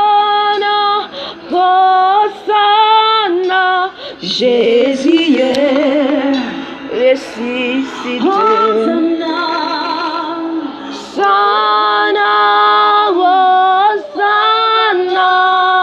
Sandra, tout le feu au nom de Jésus. Immolé. Hosanna, Jésus est ressuscité. Hosanna, Hosanna. Oh, Jesus nertigariavana. Ne ranzala kunji. La ranzala kunji. Hosanna, Hosanna. Jésus est ressuscité. Hosanna, Hosanna. Jésus immolé. Hosanna, Hosanna. Jésus est ressuscité. Ressuscité. Alone maranatikaz. Andro katika ny fanahy fahafatesana. Fanahy mitondra aretina. Ho amin'ny anaran'i Jesosy. Mahatonga anao marary. Rehefa anao mandray an'i Jesosy, marina, olombelona tika nofo, indray marary. Fa tsy tous les temps. Indray miverimberina le rehetra, verimberina. Tika zay tsy avy amin'ny Jesosy zany. Avy miverimberina ohatry zany. Alléluia. Ka androka antsika ny fanahy fahafatesana. Tsy fantatsika na ny anarantsika. Efa voasoratra any amin'ny izy ireo ny daty ny era et le monde des ténèbres réel. Tsy hitantsika maso manko. Fa raha tsika tena sarobidy amintsika ny fanahintsika tsy matorytsika. Raha teo any an-danitra, prix à payer. Raha teo any an-danitra tsika, prix à payer. Prix à payer, tsy ho latsaka amin'ny fahotana, prix à payer vavaka, prix à payer fifadikana. Reo le prix vidintsika. Tsy vidina vola, fa vidiny vatantsika te. Prix à payer tsy matory, prix à payer tsy mifady hanina, prix à payer tsy ho tafalatsaka anota. Tsy vitany alléluia fotsiny makany am-piangonana tsy ariavana.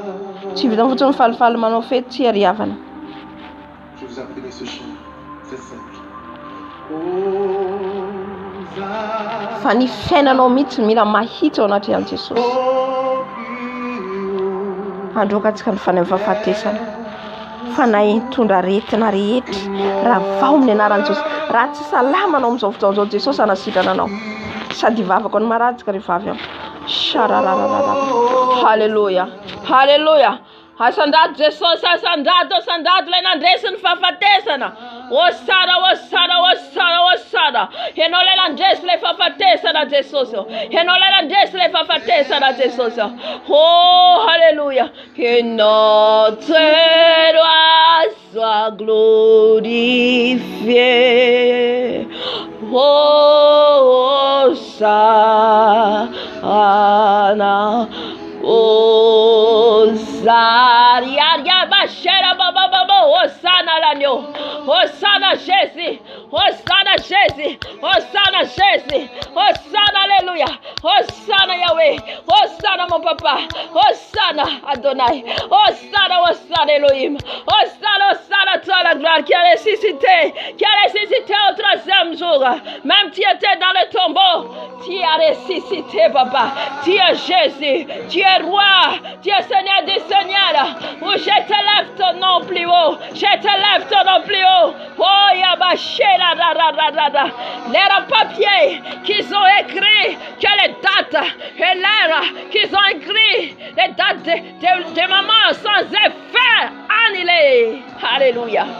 Da tsy avy amin'ny Jesosy zany fahafatesana zany. Tsy ambinina, tsy marakery, ny taratasy rehetra soratanareo, ny anarako ny daty ny fotoana, rava amin'ny anaran'i Jesosy. Ka Jésus, il a ressuscité. Izy ilay nandresy ilay fahafatesana.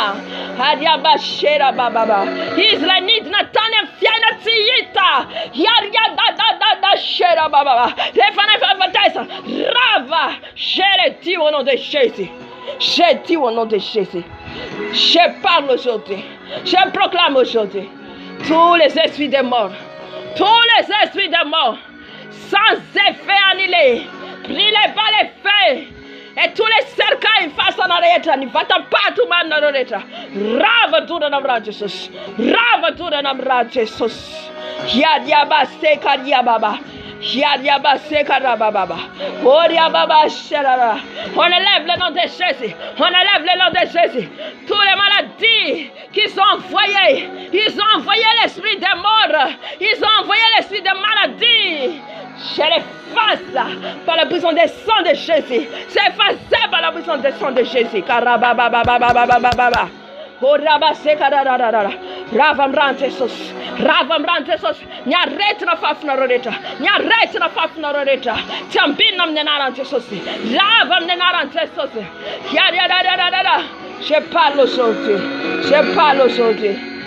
Que tous les maladies, tous les esprits de mort, je proclame aujourd'hui, sans effet, et sors dans mon âme, sors dans mon esprit, voka, nyala mton fana kuchana no faifana, omnya kuwana kuchana ketara paifana, nyamzana kuchana ketara paifana, rava mnena rantesos, shara baba baba baba,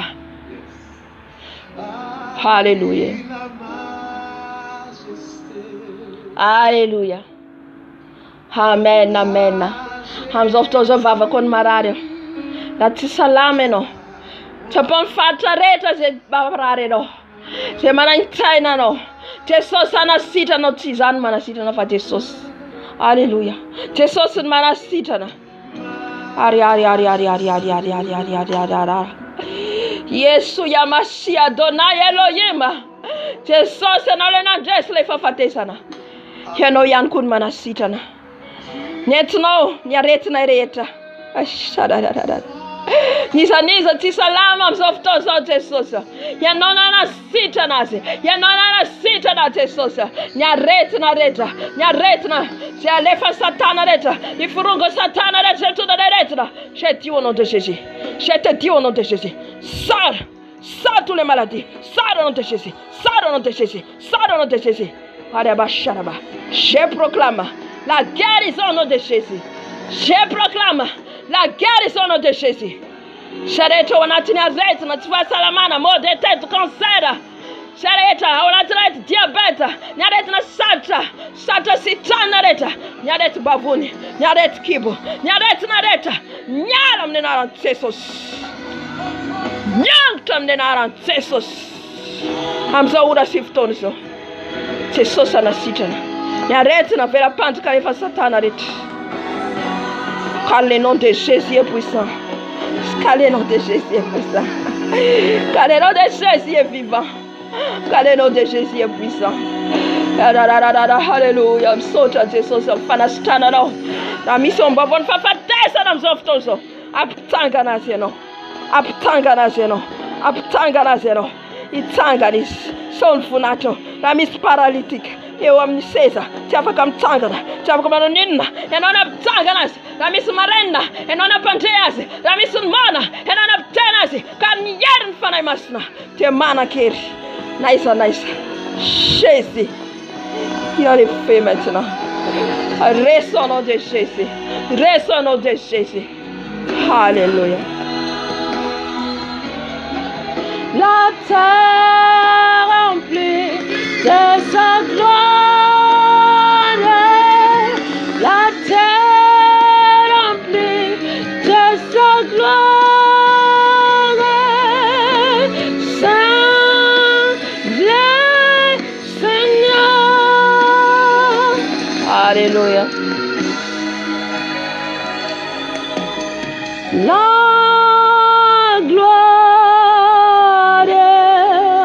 Que tu fais mes actes Jesus. Oh Jesus yo. Mankalasa no se. Man me funata no se. Nan de sena in faval na itet. Sota Jesus yo. Nyam fan de seda desna. Nyam nya reta no sitrano. Makasita ka Jesus yo. Makasita ka dato. Enon manomka. Nyam so vava kasi. Fizova vulbella so. Yana kono mamara na Jesus amzereta tona. Aya shararara. Katwa yel alfa omega. Toi le premier, l'éternel. Toi le Dieu vivant. Tu es la résurrection, papa. Merci, papa. Merci, Jésus. Je t'élève toujours ton nom. Je t'élève toujours ton nom. Ou partout, partout dans le monde entier. Que ton nom soit loué, papa. Que ton nom soit loué. Je t'élève ton nom. Je t'élève ton nom. Je t'élève ton nom. Merci, papa. Merci, Jésus. Merci, Yahweh.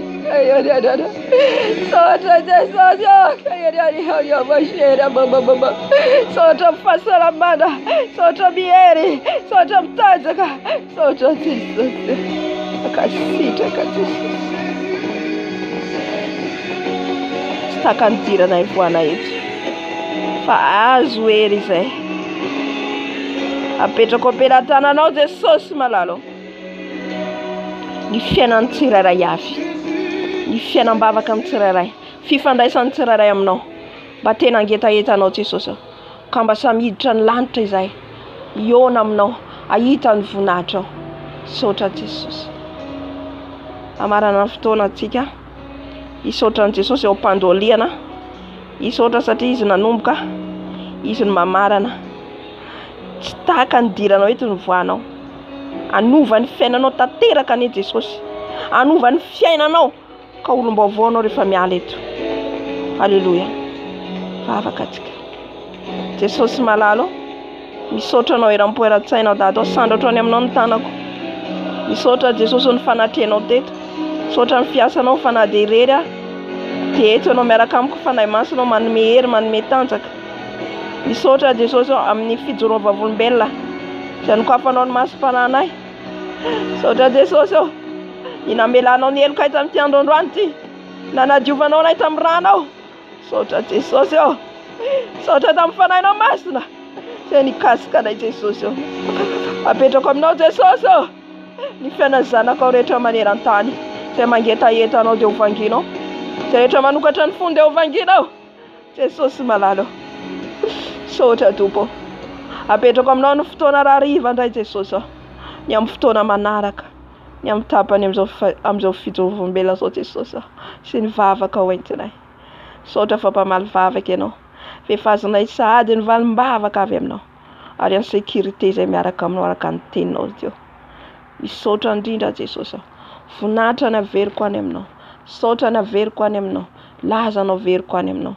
Ho anao ilay mipetraka amin'ny seza fiandrianany masina. Ianao rery ihany noderana araka amin'ny Apokalipsy toko 4. Masina, masina, masina ianao. Masina, masina, masina ianao. Masina, masina ianao. Mitsaoka anao anome voninahitra anao. Dada malalo. Izay rehetra nataoko teto dia voninahitra anao rery ihany. Alléluia. Amen, amen. Dia ka ho an'i Jesosy tsika. Ny amin'ny fanatrehan'ny fanahy masina teto voninahitra ho azy rery ihany. Dia mirary soa antsika rehetra. Ary ihany koa ny fiadanan'i Jesosy Kristy Tompony irotsaka amintsika izay mangetaheta rehetra. Tsara Jesosy tsika ry havana. Mijoro hatramin'ny farany. Mbola tsy tara ianao. Paoisan'izay ho any an-danitra tsika rehetra. Samy faly. Iona fa samy tafakatra tsy ho tavela eto. Fa loza no anjoan'ity tany ity. Mareta. Mijoroa toeriny ratsy. Tsisy afa-tsy izay. Mandehana amin'ny fahamarinana. Mandehana amin'ny fahamasinana. Amen. Fotoana antsika rariva. Mialatsiny amin'ny fahatarana rehefa raha satria izay mivavaka amin'ny groupe dia androany zany, androany rariva zany. Any amin'ny ray maraina any zany. Raha mangetaheta moa anao maharitra dia miditra. Tsy terena tompoko. Alléluia. Satria samy manao ny prier-païen eo amin'ny Jesosy tsika. Amen. Dia androany amin'ny ray maraina. Dia lakamisy zoma koa zany sy talata no alohan'ny fotoana tsika. amin'ny folo na amin'ny raika amin'ny folo ray amin'izay eo zany. Dia fijoroam-belona tapany manaraka zany raha hariva indray